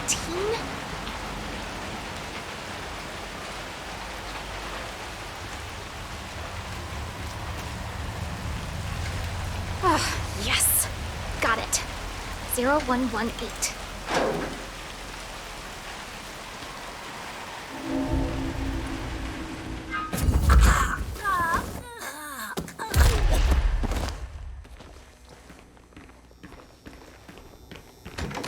Welcome.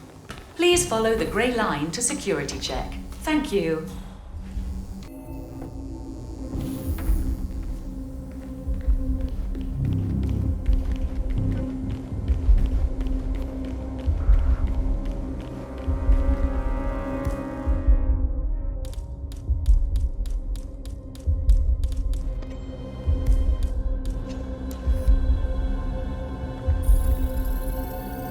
Security protocol overruled.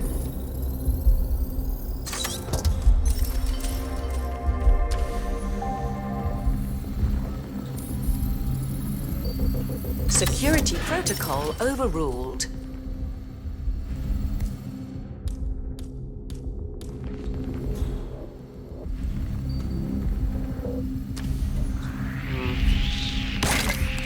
What?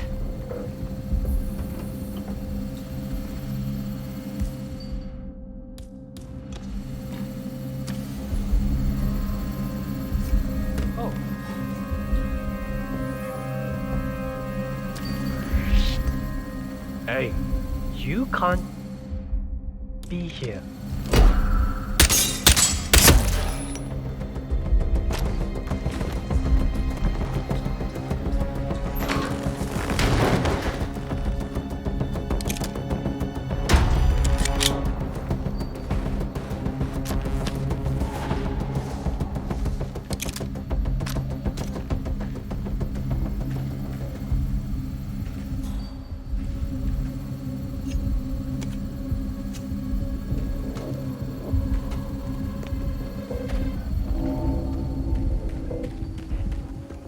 That VIP visit today? My first zero protocol clearance. Must be someone important to get one of those. Yeah. I like how things are done here.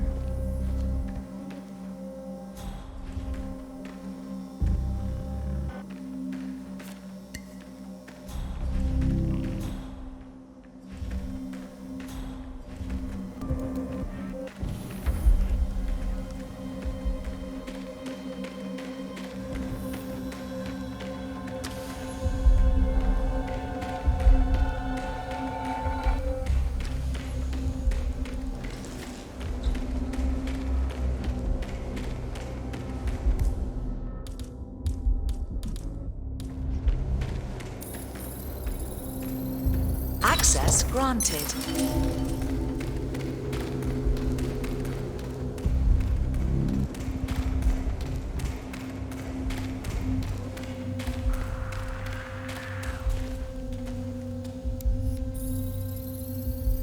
Access granted. Feels like I'm in here all the time. Me too. It's Dr. Berlin. Wonder what's on TV tonight.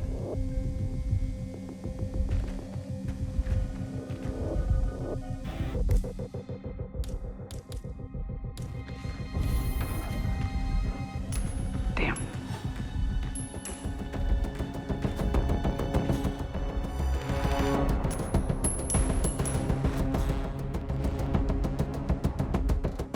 There you go.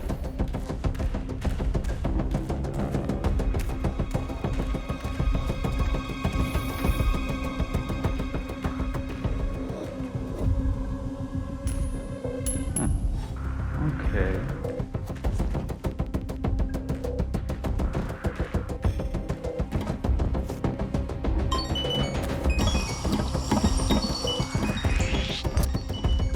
Excuse me? This is a private area. Getting help. Just wait. This is where you step up to the plate, man. What's going on here? Come on, tell me. There's this guy trespassing. I thought you should know. Okay, leave it to the pros.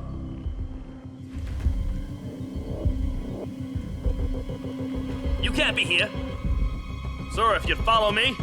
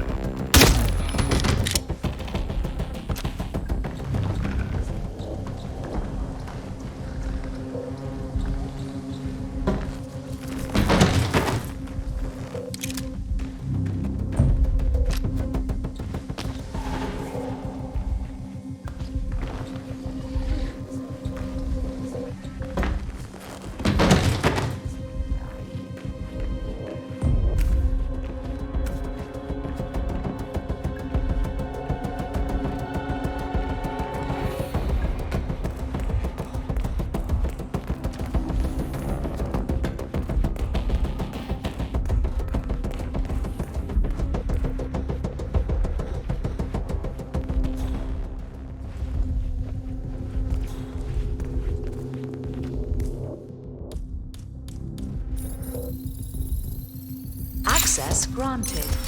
Just don't see how Royce does it. She can't possibly guess stuff like that. I told no one about my cat. Aren't you on that big social media platform? Breakthrough. I'm not sure you Again? have good privacy. Yeah, I suppose. No breaks today. Wonder if they changed the algorithm. I don't feel the need for a break at all.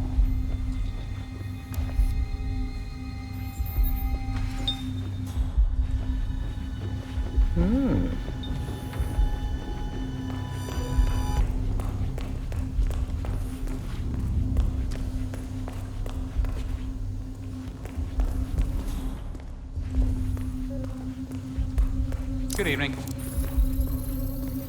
Security protocol overruled.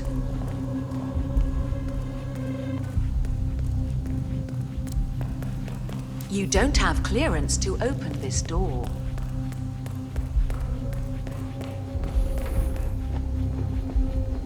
Yeah, I can't let you pass. I'm sorry, sir.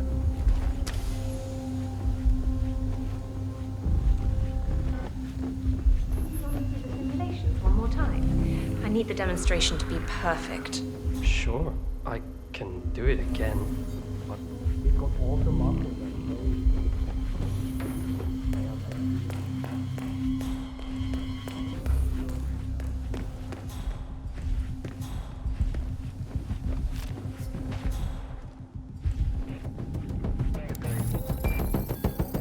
Access granted.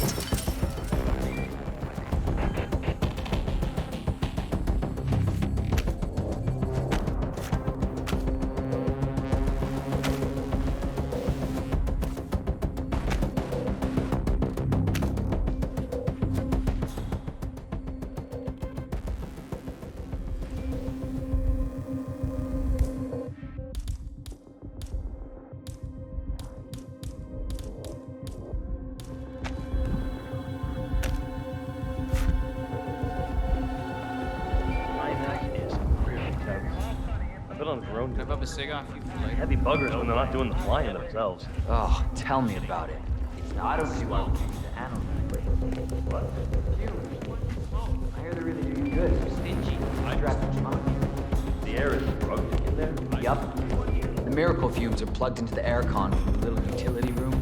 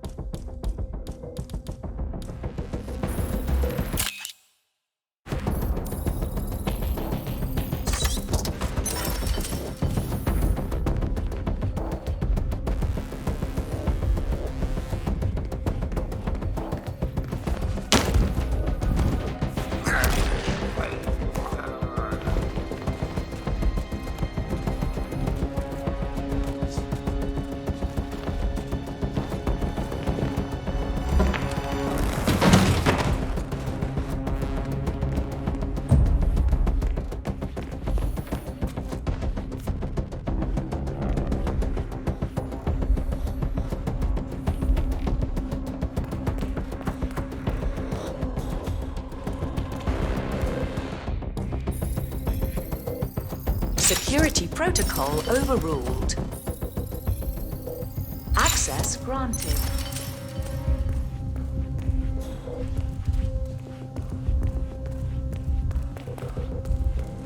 Listen here, pal.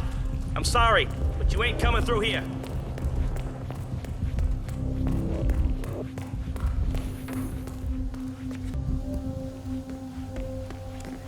What about that VIP visiting? That's stirring the waters. I wonder if he's here because that girl is. I suppose it could also be Hush.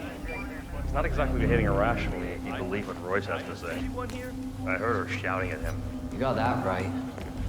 Things definitely feel off.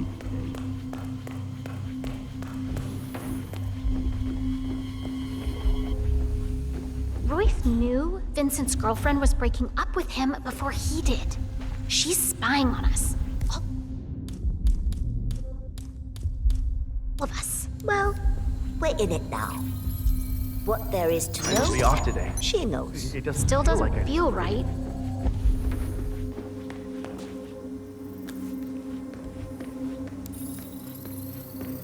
Access.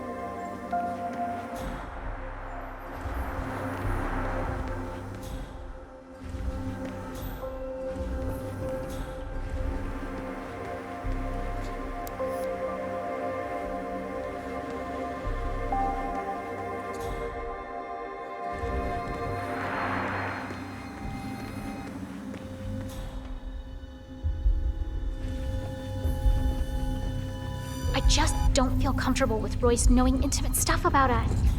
I know she's all about security, but what about privacy?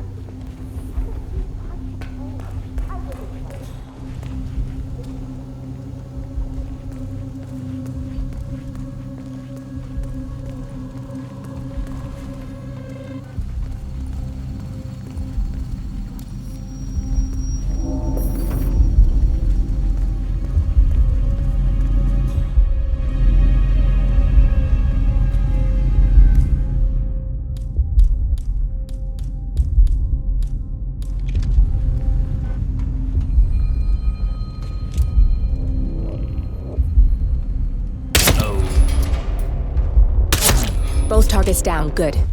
Just give me a second, and I'm in. You can now access the core, 47. Good, you're alone. I'm sealing the room and dimming the windows, 47. No need to worry about intruders.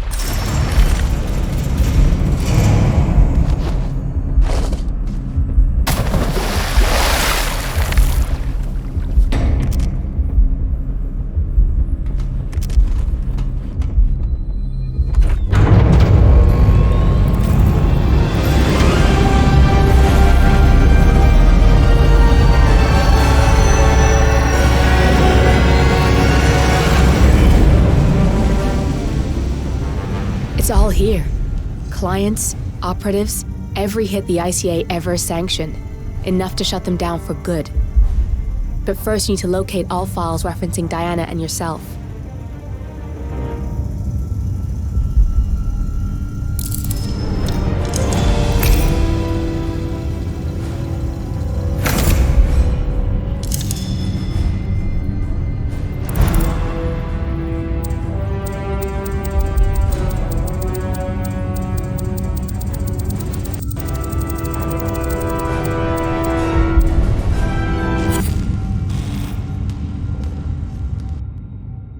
Tell me, what did it feel like? Taking lives? Random. Disorder. Well, we are here. Basic training starts at 0600 hours. I should leave you to prepare. Perhaps I see possibility where others see limitation. I choose him. The two of you go way back. I didn't realize that you... I don't know. I get why you want to protect her. So, wipe all the data referring to the two of you from their system before we publish the rest.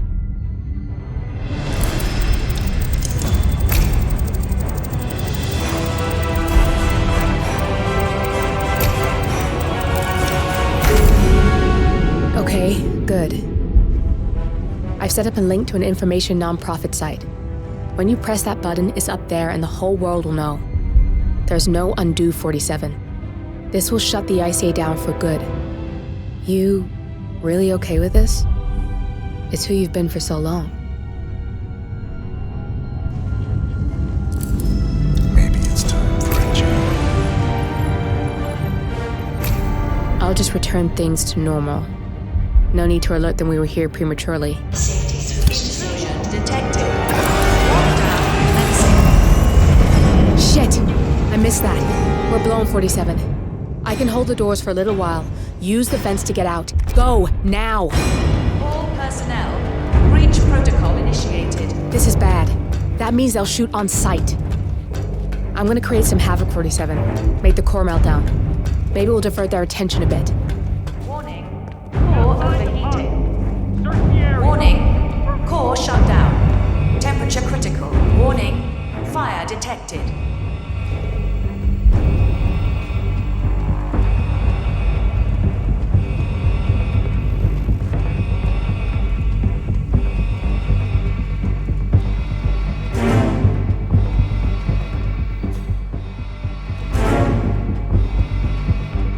Copy? No sign of any pup. Moving on. All breach protocol initiated.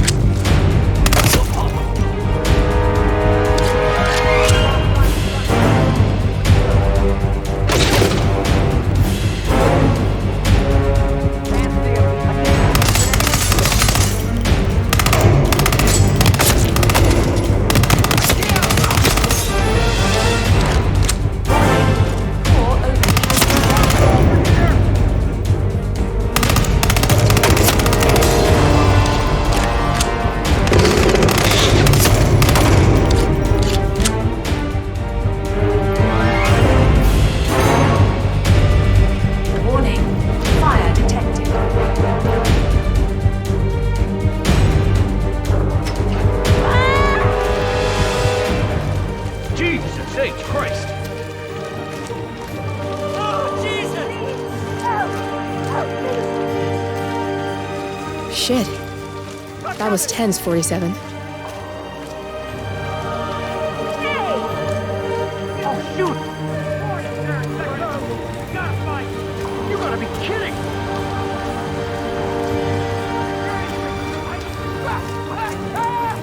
Huh? We need some help here!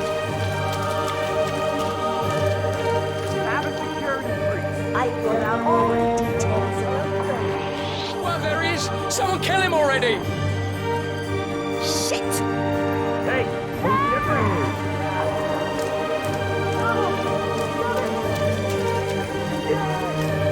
Man, I'm in the town square. No Please, sign of someone!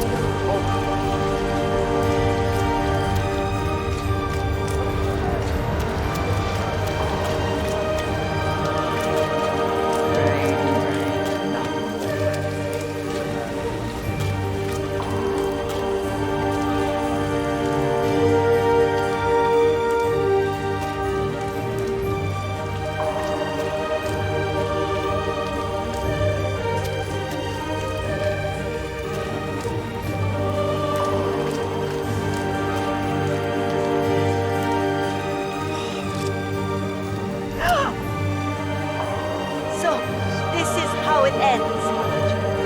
Yes, I won't have to worry.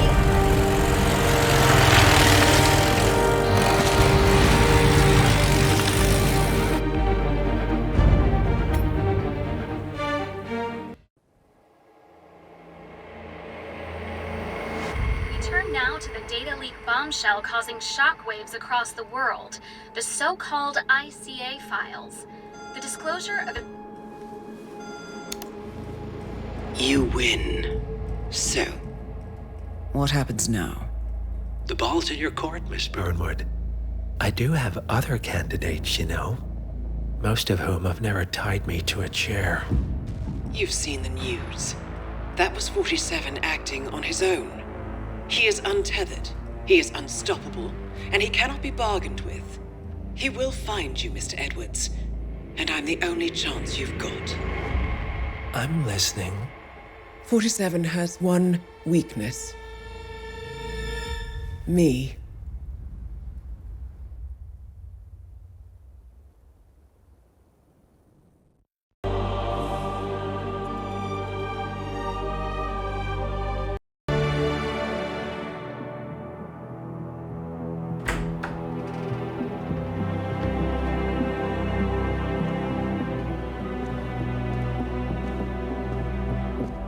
I found something. Buenos Aires International Airport this morning. Now watch this. Harold. Trail ends at the airport, but turns out that a top Providence operative owns a vineyard in the area. Don Yates, of infamous New York law firm Morgan, Yates & Cohn. And get this, it's hosting his retirement party today. She's infiltrated them. She's sending a message. She needs my help. Could have fooled me. You don't know her. Anyway, if you're going after her, you'll need to deal with the Herald. Her name's Tamara Vidal, former CIA asset and political firebrand. She's a master of surveillance and the Constant's most trusted aide. She'll have eyes everywhere. You won't get far as long as she's in the game. Why are you telling me this? I thought you were out. Yeah. Old habits, I guess. Anyway, I need to go. See you around, 47. No, you won't.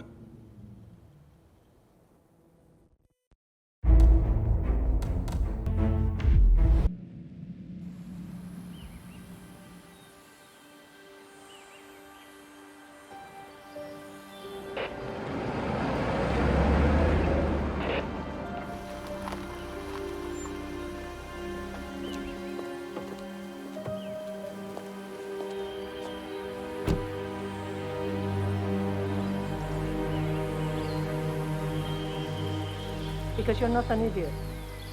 Let's just humor him. Yates likes his little games. Don't be long. You got my message. You'd never get caught on camera. Not unless you wanted to be seen. So what's the play? You're not the only one who's been busy, 47. I'm this close to becoming the next Constant. I'll be able to dismantle Providence from the inside. Only one man stands in my way. Don Yates. That weasel was the partner's legal counsel for years. He's the top candidate. But remove him from the playing field. It won't work. If Edward suspects... I will convince him you acted alone. Retaliation for Gray. Trust me, I know what I'm doing. The Herald, Tamara Vidal. She has eyes everywhere, and they're all fixed on you. The plan won't work unless we take her out. She never leaves my side for long. Whatever your plan is, I'll help you if I can. You're sure about this? As sure as I'll ever be.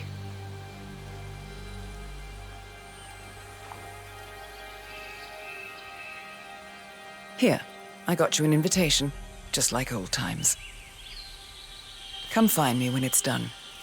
Good luck, 47.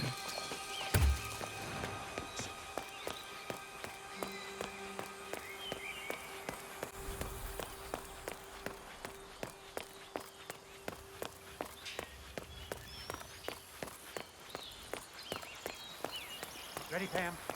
3, 2, 1, and... Mr. Yates? It's... Uh-huh.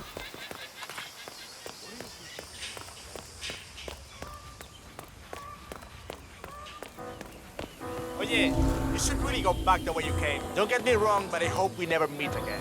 Bienvenidos to Viñeda Yates, señor. May I see your invitation, please? Gracias, señor. Enjoy the party. Evening, senor. Would you get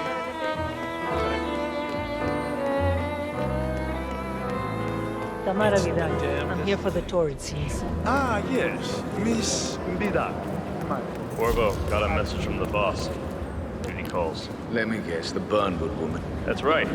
Yates has arranged for the chief winemaker to take Burnwood and Tamara Vidal on a grand tour of the estate. Wants you to tag along. Not for my sparkling personality. This Burnwood woman sure has his panties in a twist. Wonder what the deal is. Yates' business is his business. Just get yourself ready and sign in at the visitor center. Have a drink on my behalf. I don't drink. A private tour of the estate. Diana, Vidal, and this fixer, Corvo Black. Black is a threat, but also an opportunity. Yates's own machinations are inconsequential. Joining the tour will give access to Vidal, away from the crowd. Makes me sentimental.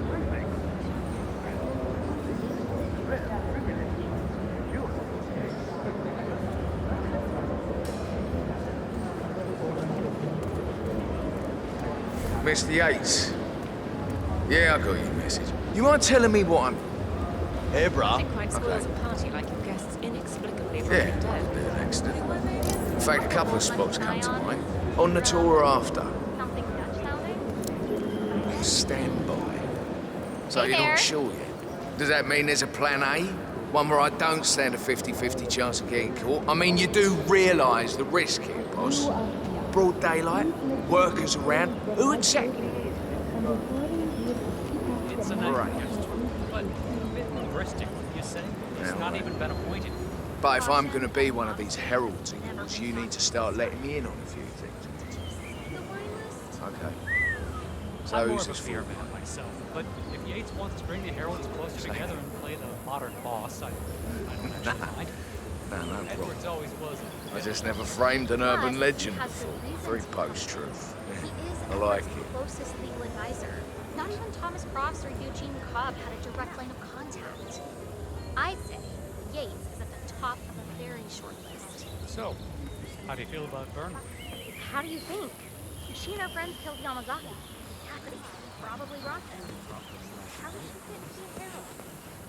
But on the other hand, we protect all the time and she's the most Constant knows what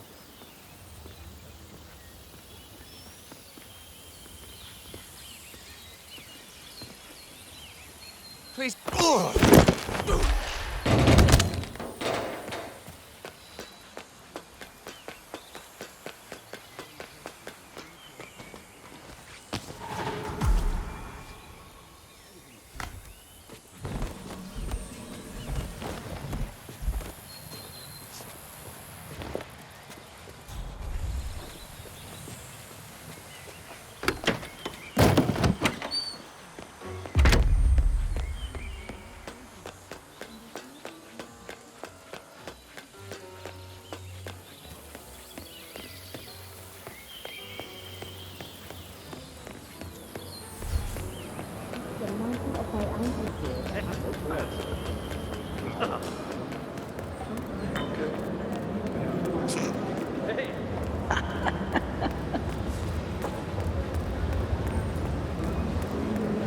good one. Hello there. Corvo Black. I'm on the tour. Right, Mr. Black. Welcome. Miss Burnwood and Miss Vidal will meet you down by the wine fields. I trust you know the way. I can find my way around. Enjoy the tour.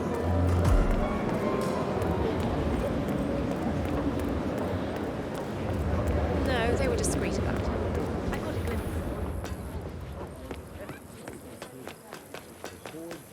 You ask me, the Constant must have lost his mind. Burnwood was in league with Grey. She's responsible.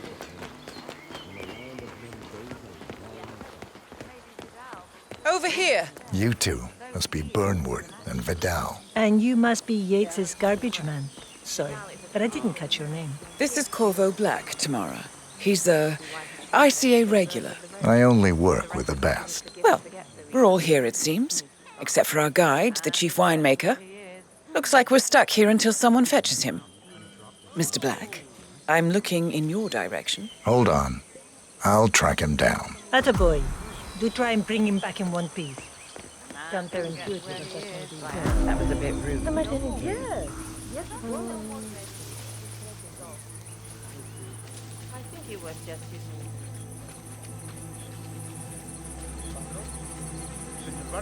What? What is it now? What? You have some guests waiting. Senor Yates wanted you to give them the grand tour. Remember? As if I don't have more important things to do than babysit Yates' socialite friends. It's only harvest season. Better do what he says, Patron. Big shot New York lawyer like that. Don't want to get on the bad side.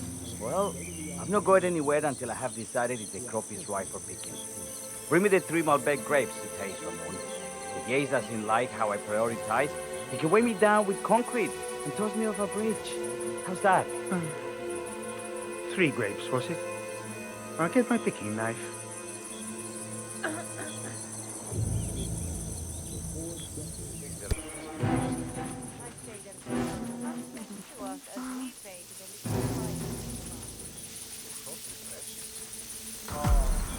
Come on. I left it right here. Seriously, who takes another man's picking knife?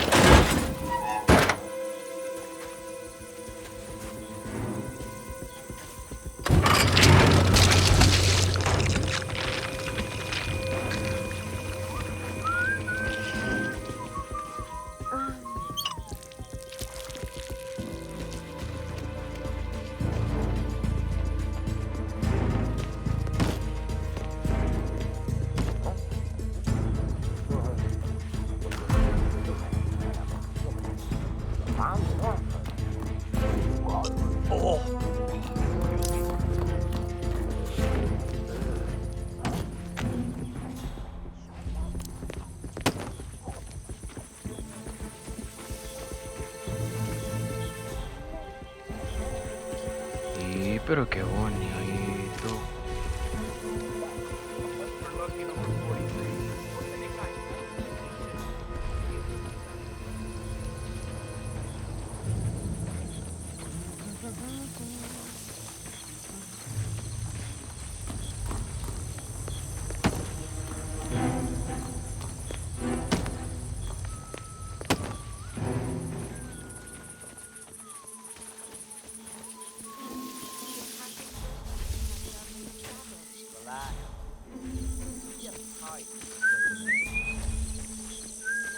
Hey, who are you? I'm not sure I know you.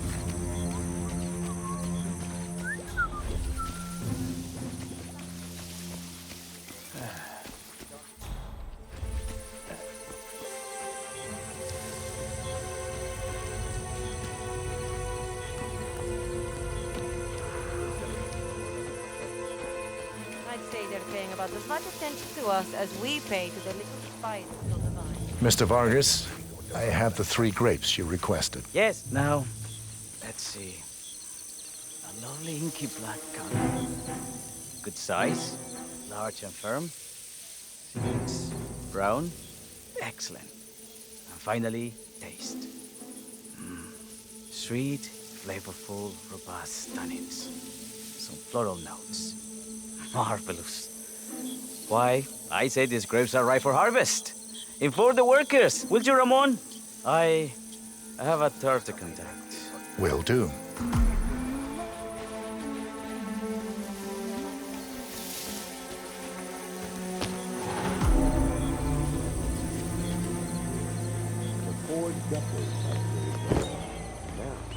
I serve something far grander. I serve the land. In a land of many days and long. From that map of yours, I take it Ether, contract, Hey! Ah, my fellow wine lovers. Hello! Welcome to Viñeda Yates. I do apologize for the delay. The Malbec grape is a demanding mistress. So, I am Gabriel Vargas, Chief Winemaker, and I will be your tour guide. Any questions before we start? Yes, but you're not going to like them. We're good. Lead the way, Senor Vargas. Wonderful. Follow me. These are busy times. In fact, we're just about to harvest this year's crop. Hey, what's up? Great expectations. So, Hey, how do partner. you like Argentina? Like everywhere else. Full of Americans. First stop on the tour is the production floor, where our prize-winning Malbec grapes are processed. We insist on steaming every grape by hand, which means that during harvest season, the grapes do tend to pile up. Luckily, we have plenty of storage space.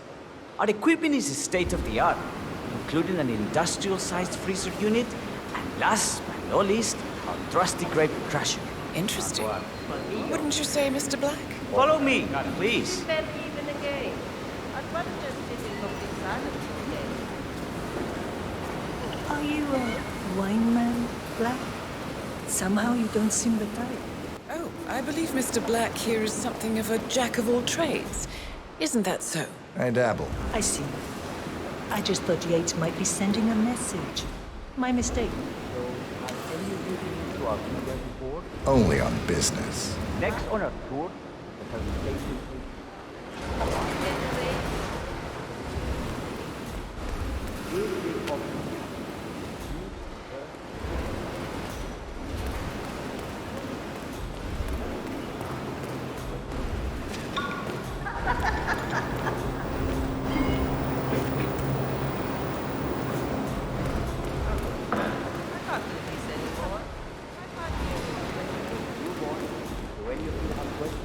How about you, Mr. Black?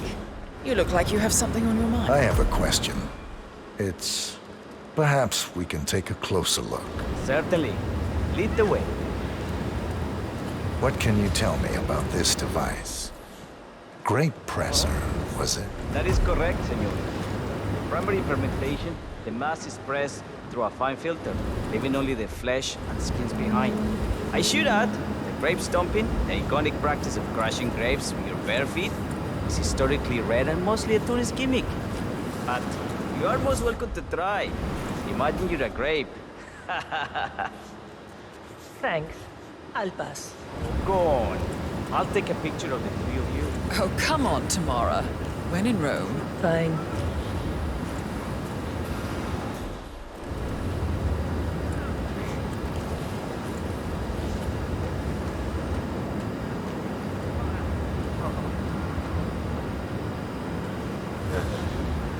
Say queso. May I see that, Mr. Vargas? I believe I blinked.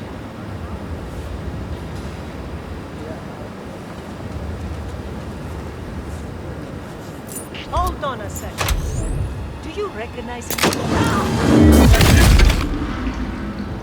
No, all good. That looks like one for the night. What happened to your colleague? Urgent call. Something about work. I don't think she'll be coming back. Oh, well. I'm sure she can find her way out. Let's proceed. Excelente. So let's continue to the barrel room. If you'll follow me.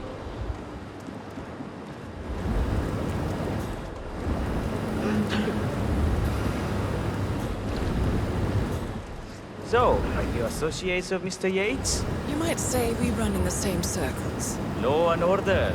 Must be very exciting. It's about 99% preparation.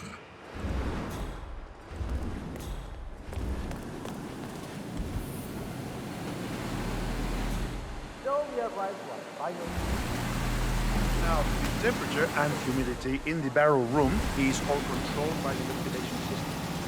State of the art. Highly Sweet. My Grand Paladin, the most expensive wine in existence.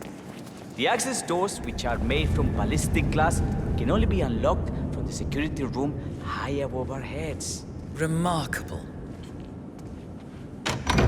Ah, here comes Senor Yates now. I shall leave you in his capable hands. How reassuring. Ah, Miss Burnwood, is it not? Don Yates, pleased to meet you. You come very highly recommended. As Chief of the Heralds, let me be the first to say welcome aboard. Why, thank you, Mr. Yates. Rest assured that I will be following your every lead.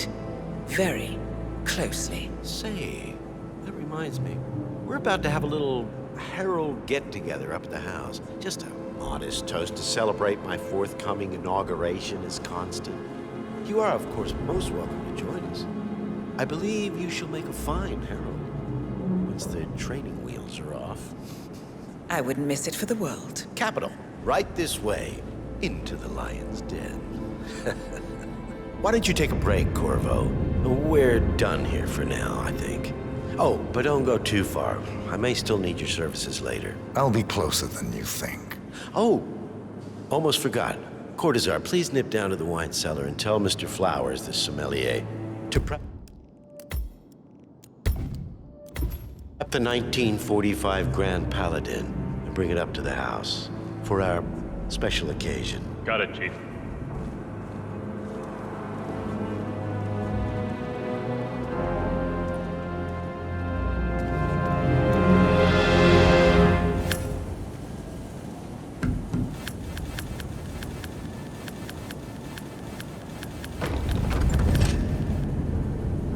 Flowers. Mr. Yates wants the 1945 Grand Paladin brought up to the house. Special occasion. What? Did aliens land on the front lawn? Have the ghosts of Jesus, John Lennon, and Eva Perón unexpectedly come for dinner? Help me out here. What could possibly be so special? Above your clearance, Flowers. A meeting in the root cellar. And judging from Yates's choice of wine, some type of celebration. Likely a gathering of heralds, come to congratulate Yates on his upcoming promotion. Diane? Just fetch it already. Fine. What's the passcode again? Last year of World War II. If you have to look it up, shame on you.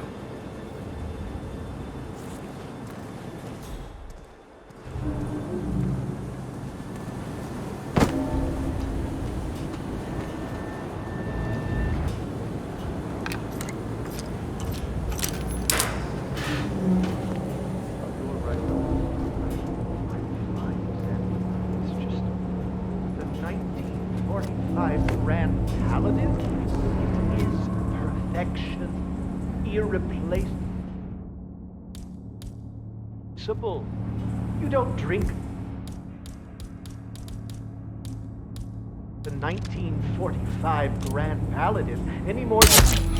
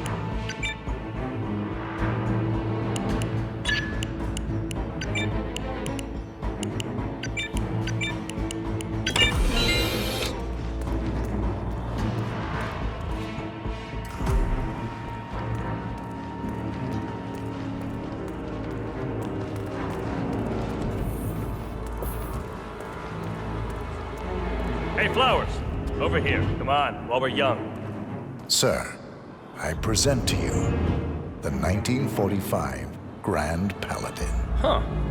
Somehow I thought it'd be bigger. Come on, Flowers. Guests are waiting.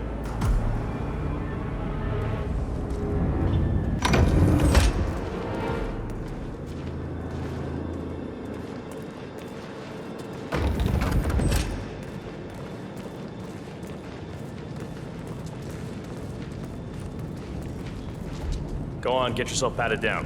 We're still on alert from all those big shot CEOs getting off. They need to search you if you want to pass.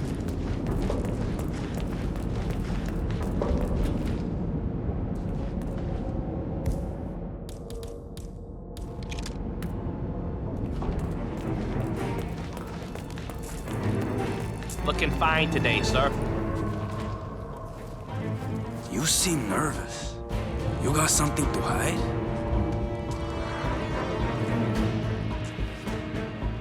Okay, man. Vamos.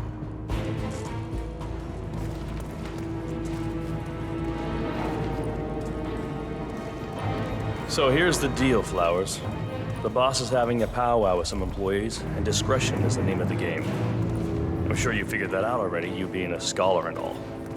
Don't discuss, disclose, or hell, even contemplate what goes down. Just set your mind to wool-gathering mode. You think you can do that for me, Flowers? Worry not, Mr. Cortazar.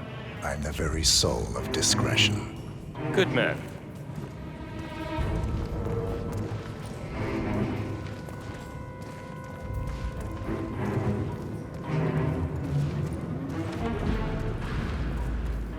They're already at it. Go on, place the wine on the table. I have always considered the heralds the unspoken hero, Majesty. Ah, ladies and gentlemen, Mr. Flowers, our resident sommelier. I believe he has brought us something quite special. Perhaps you will educate us, Mr. Flowers. This is the 1945 Grand Paladin, one of only 5 bottles in existence. The vintage is legendary, the proverbial unicorn wine. The year was hot, the wine's super concentrated, and thanks to hail and frost, the production was small. Only 300 bottles were ever produced. And when the vineyard was bombed during the closing days of World War II, only a single crate survived. It is said to have amazingly complex aromas with long, savory layers of fruit and spice flavors, and a silky texture. Enjoy. Wonderful. Thank you, Mr. Flowers. Feel free to stick around in case our guests have questions. This wine was gifted to me by the Art Society in acknowledgement of my firm's legal services. It stands as a powerful reminder that Providence draws its strength not from force, but from partnership. We are but a few, and yet together we are unstoppable because we stand united. My friends, loyalty is everything. Which is why we cannot allow traitors into our ranks. Ah, yes. Here it comes. This woman has waged bloody war on us. More than a dozen heralds and operatives dead. Your colleagues and clients, my friend, Ken Morgan. Not to mention the partners themselves, our founders, our benefactors. Make no mistake, this woman's hands are soaked in blood. Our blood.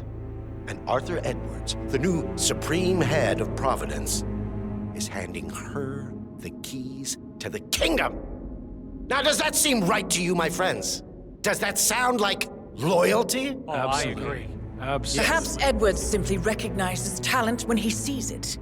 Perhaps this is why I am also in the running to become constant. And following this childish outburst, I dare say I am in the lead. Don. What the hell? You're lying, of course, which only proves my point.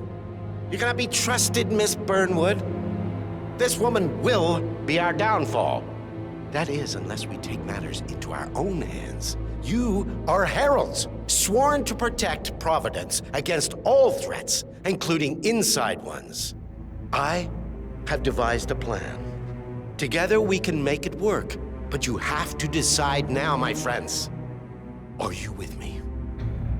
Yes. Yes. I agree. Yes. I'm in.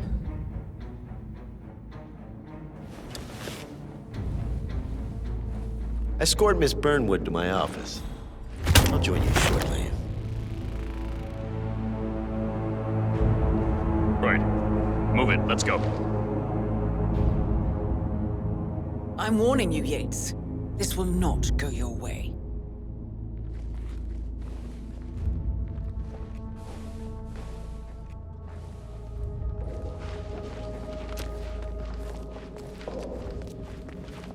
Y entonces...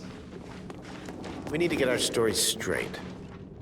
Diana Burnwood died today by the hand of her rogue Agent 47. Red Band, changing sides.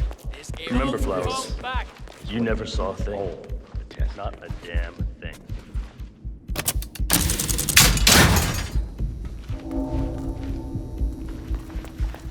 A toast, then, in her honor. Savor the tape.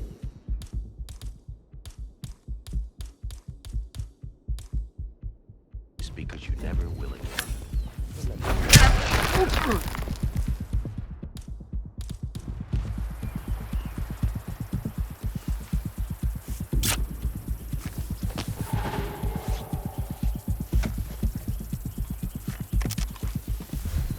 Christ's sake. Calling in! Calling in! Got a naked body on the ground.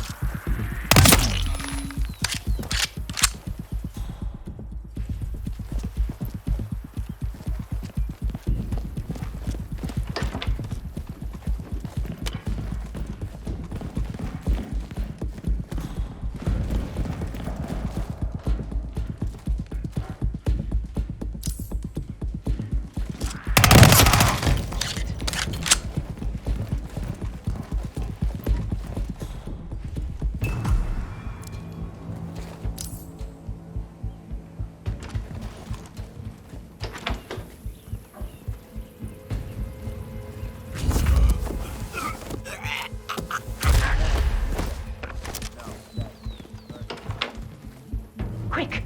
Clear the floor and get yourself a guard outfit. Yates won't be long.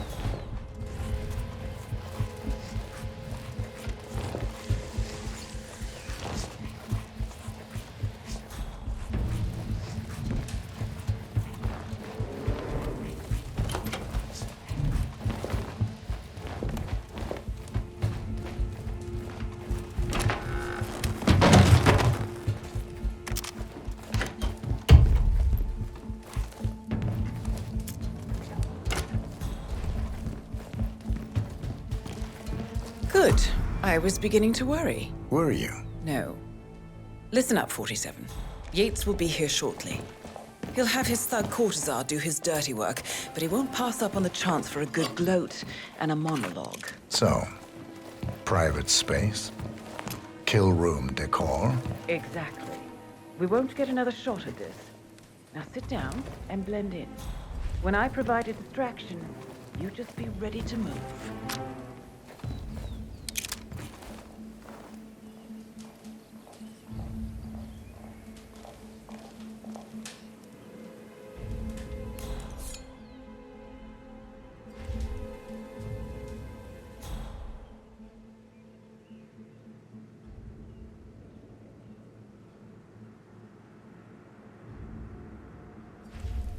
Corvo, pick up your damn phone. Plan B is a go. I repeat, Plan B is a go. Start prepping the crime scene like we discussed. Remote, staged accident. Cortazar will bring the package. Get it done.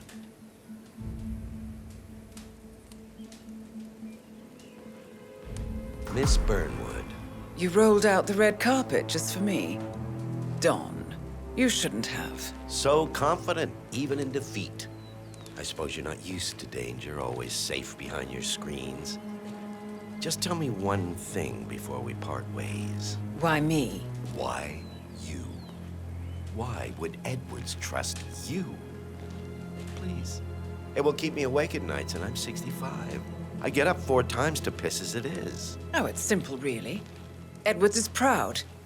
He considers himself the cleverest man alive, and yet we tricked him on Isle of Scale, and it's eating him up. He needs to win. Full, unequivocal victory.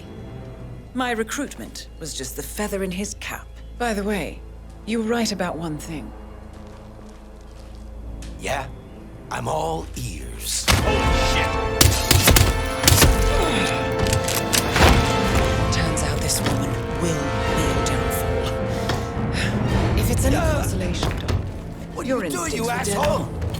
Just stand there! Constant. Shoot her! And I will make it my mission to tear down Providence brick by brick.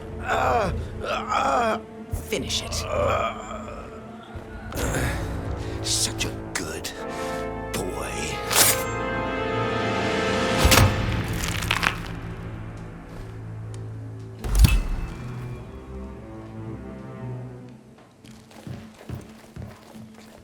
Well done, 47. Better get rid of the body. Look around before they come looking.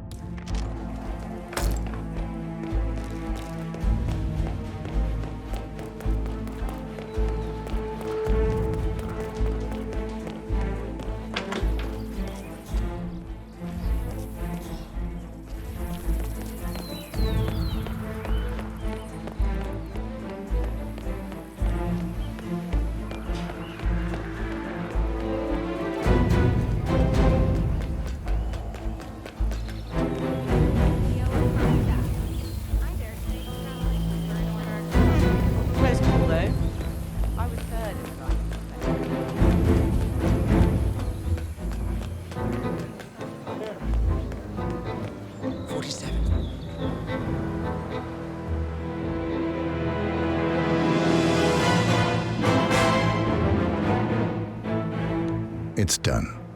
Now what? Now, we strike at the heart. Edwards. You know how to find him, don't you?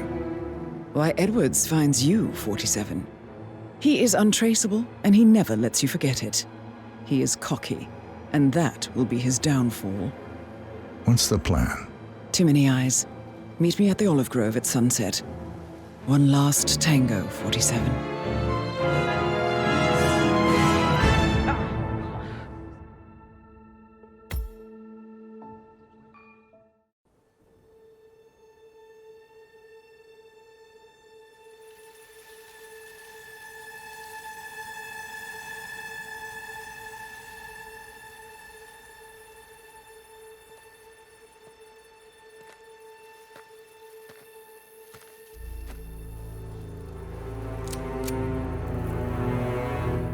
How did you know?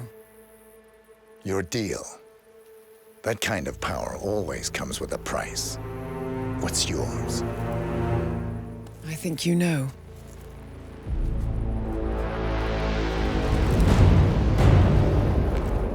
I am sorry. This is a necessary evil. What have you done? Ether brand neurotoxin. Transfers by touch. See, Edwards learns by his mistakes, 47. And as you've clearly demonstrated, brute force is futile. It had to be me. It was the only way. To get this close. My family. I know what you did. After all these years, I finally know. I am sorry. You didn't have a choice. I did. Providence used you, but I'm no better.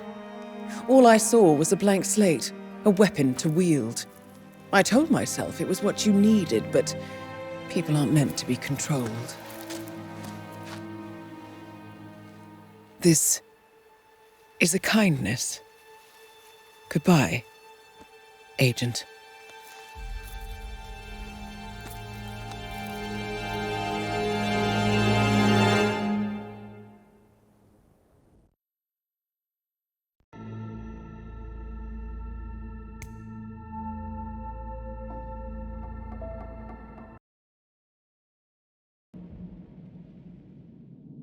Are you still here?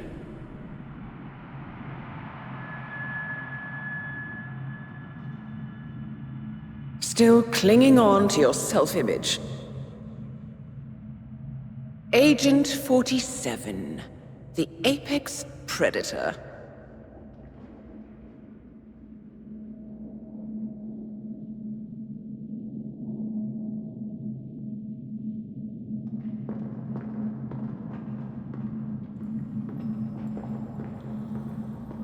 Always hiding behind the headlines.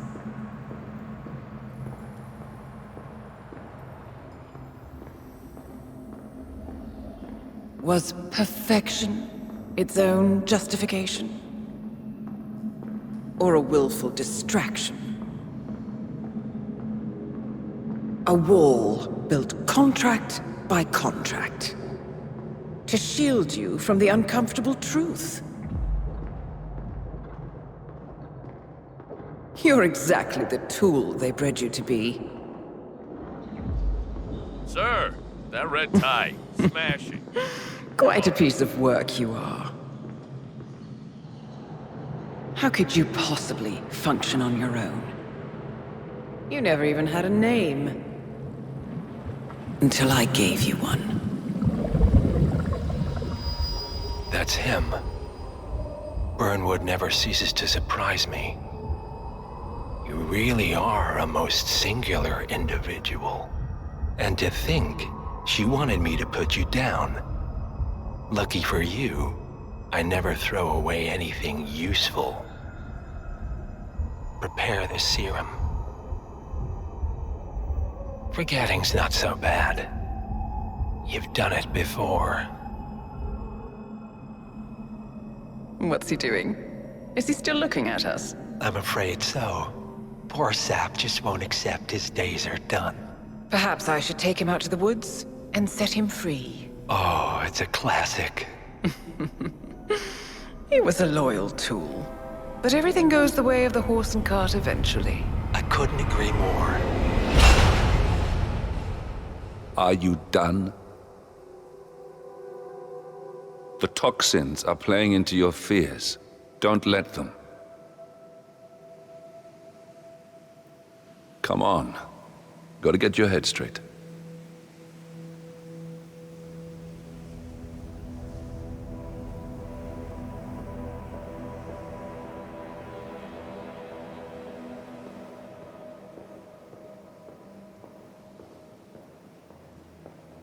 She wants me dead. She has every right to after what we did. But that's not what is really going on. She chose power. In the end, she was just like them. No.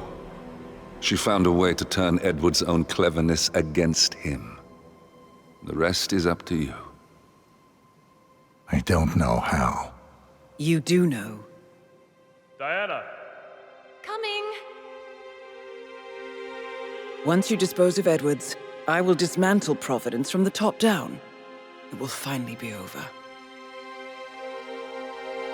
All you have to do is embrace the past.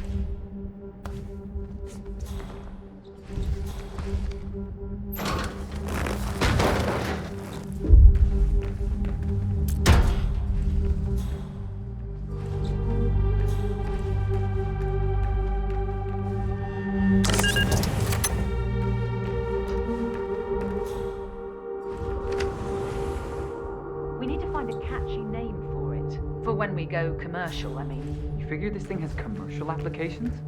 Who'd want to have their minds wiped? Not wiped, obviously. But that's just fine-tuning. Okay, right now, the serum erases long and short-term memory banks wholesale. But in a couple of cycles, we'll be...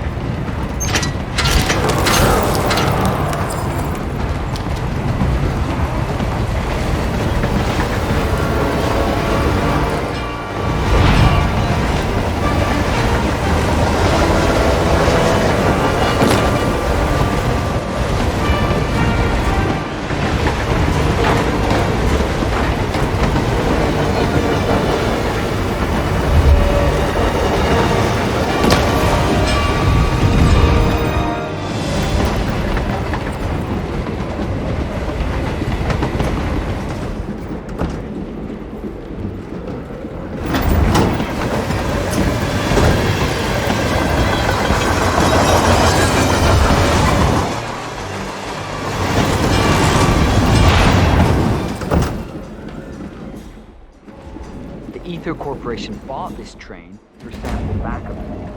But since the bombing at their R&D site in Johannesburg, they're refitting the cars as a mobile fuel. Huh. So what did the Russians use it for back in the day? The way I hear it, this used to be some kind of KGB black site. Mobile missile launch control center, prison transport.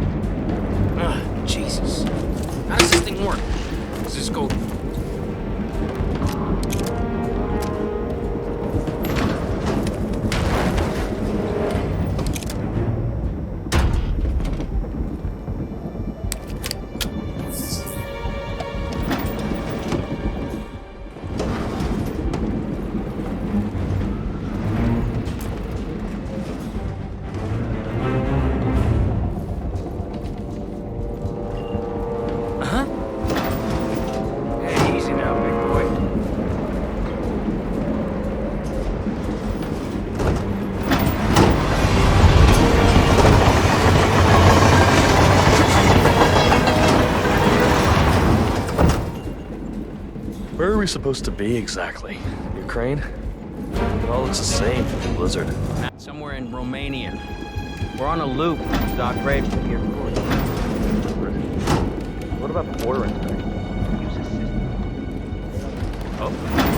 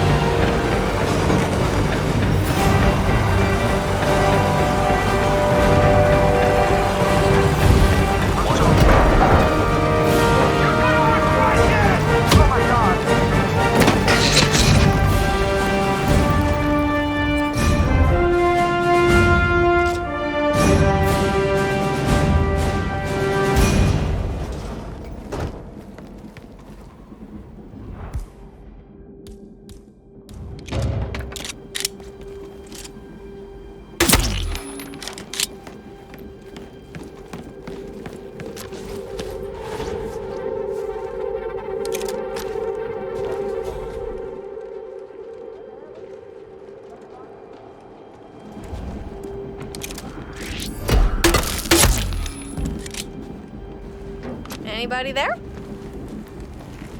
What the hell is going on? You can't just do that!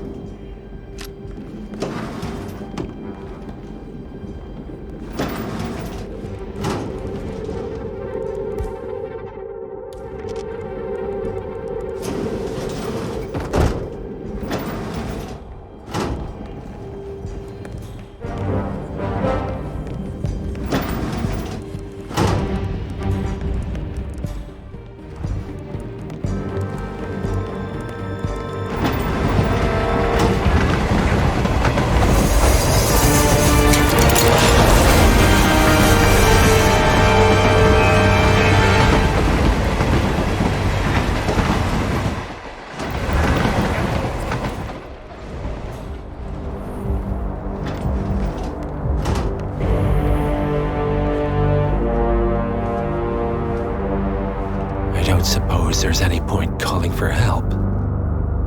No. Seems I brought this on myself. Well played, Miss Burnwood. Do you really think she'll be able to resist all that power? This is not how people work. She rejects the power, not the responsibility. A noble idea. But please join me in the real world. I trust you already know what this is. Why not simply take it? Embrace who you were always meant to be. No, never again. Well, I had to try. Go on then. Do your thing. At least I die knowing who I am.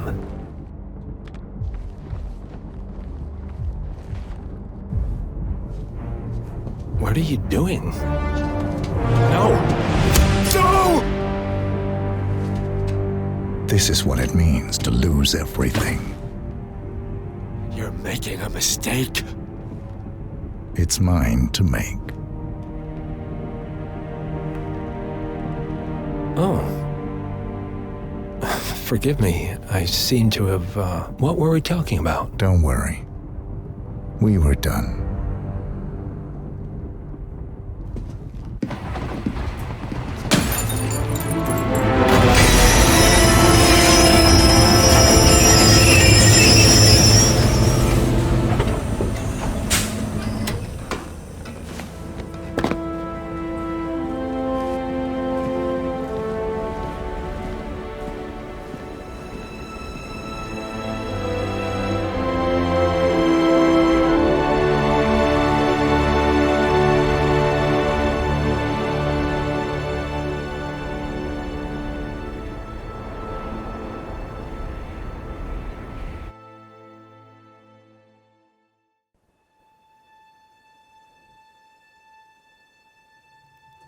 The string of resignations at the top level of international finance continues as Milton Fitzpatrick CEO Alexander Fannin joins the president of Hamson Oil, Quantum Leap founder Tim Quinn, and plenty of others who step down.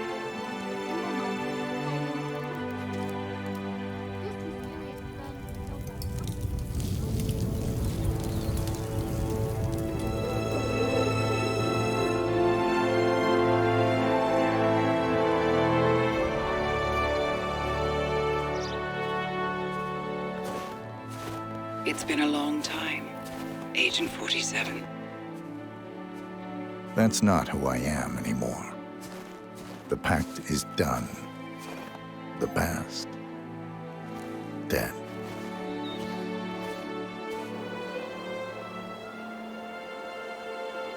And yet, here you are.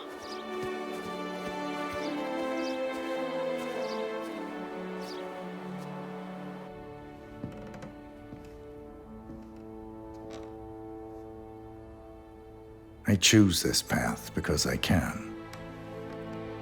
There will always be people like them. So there will always be people like us. No one is untouchable. It's good to be back.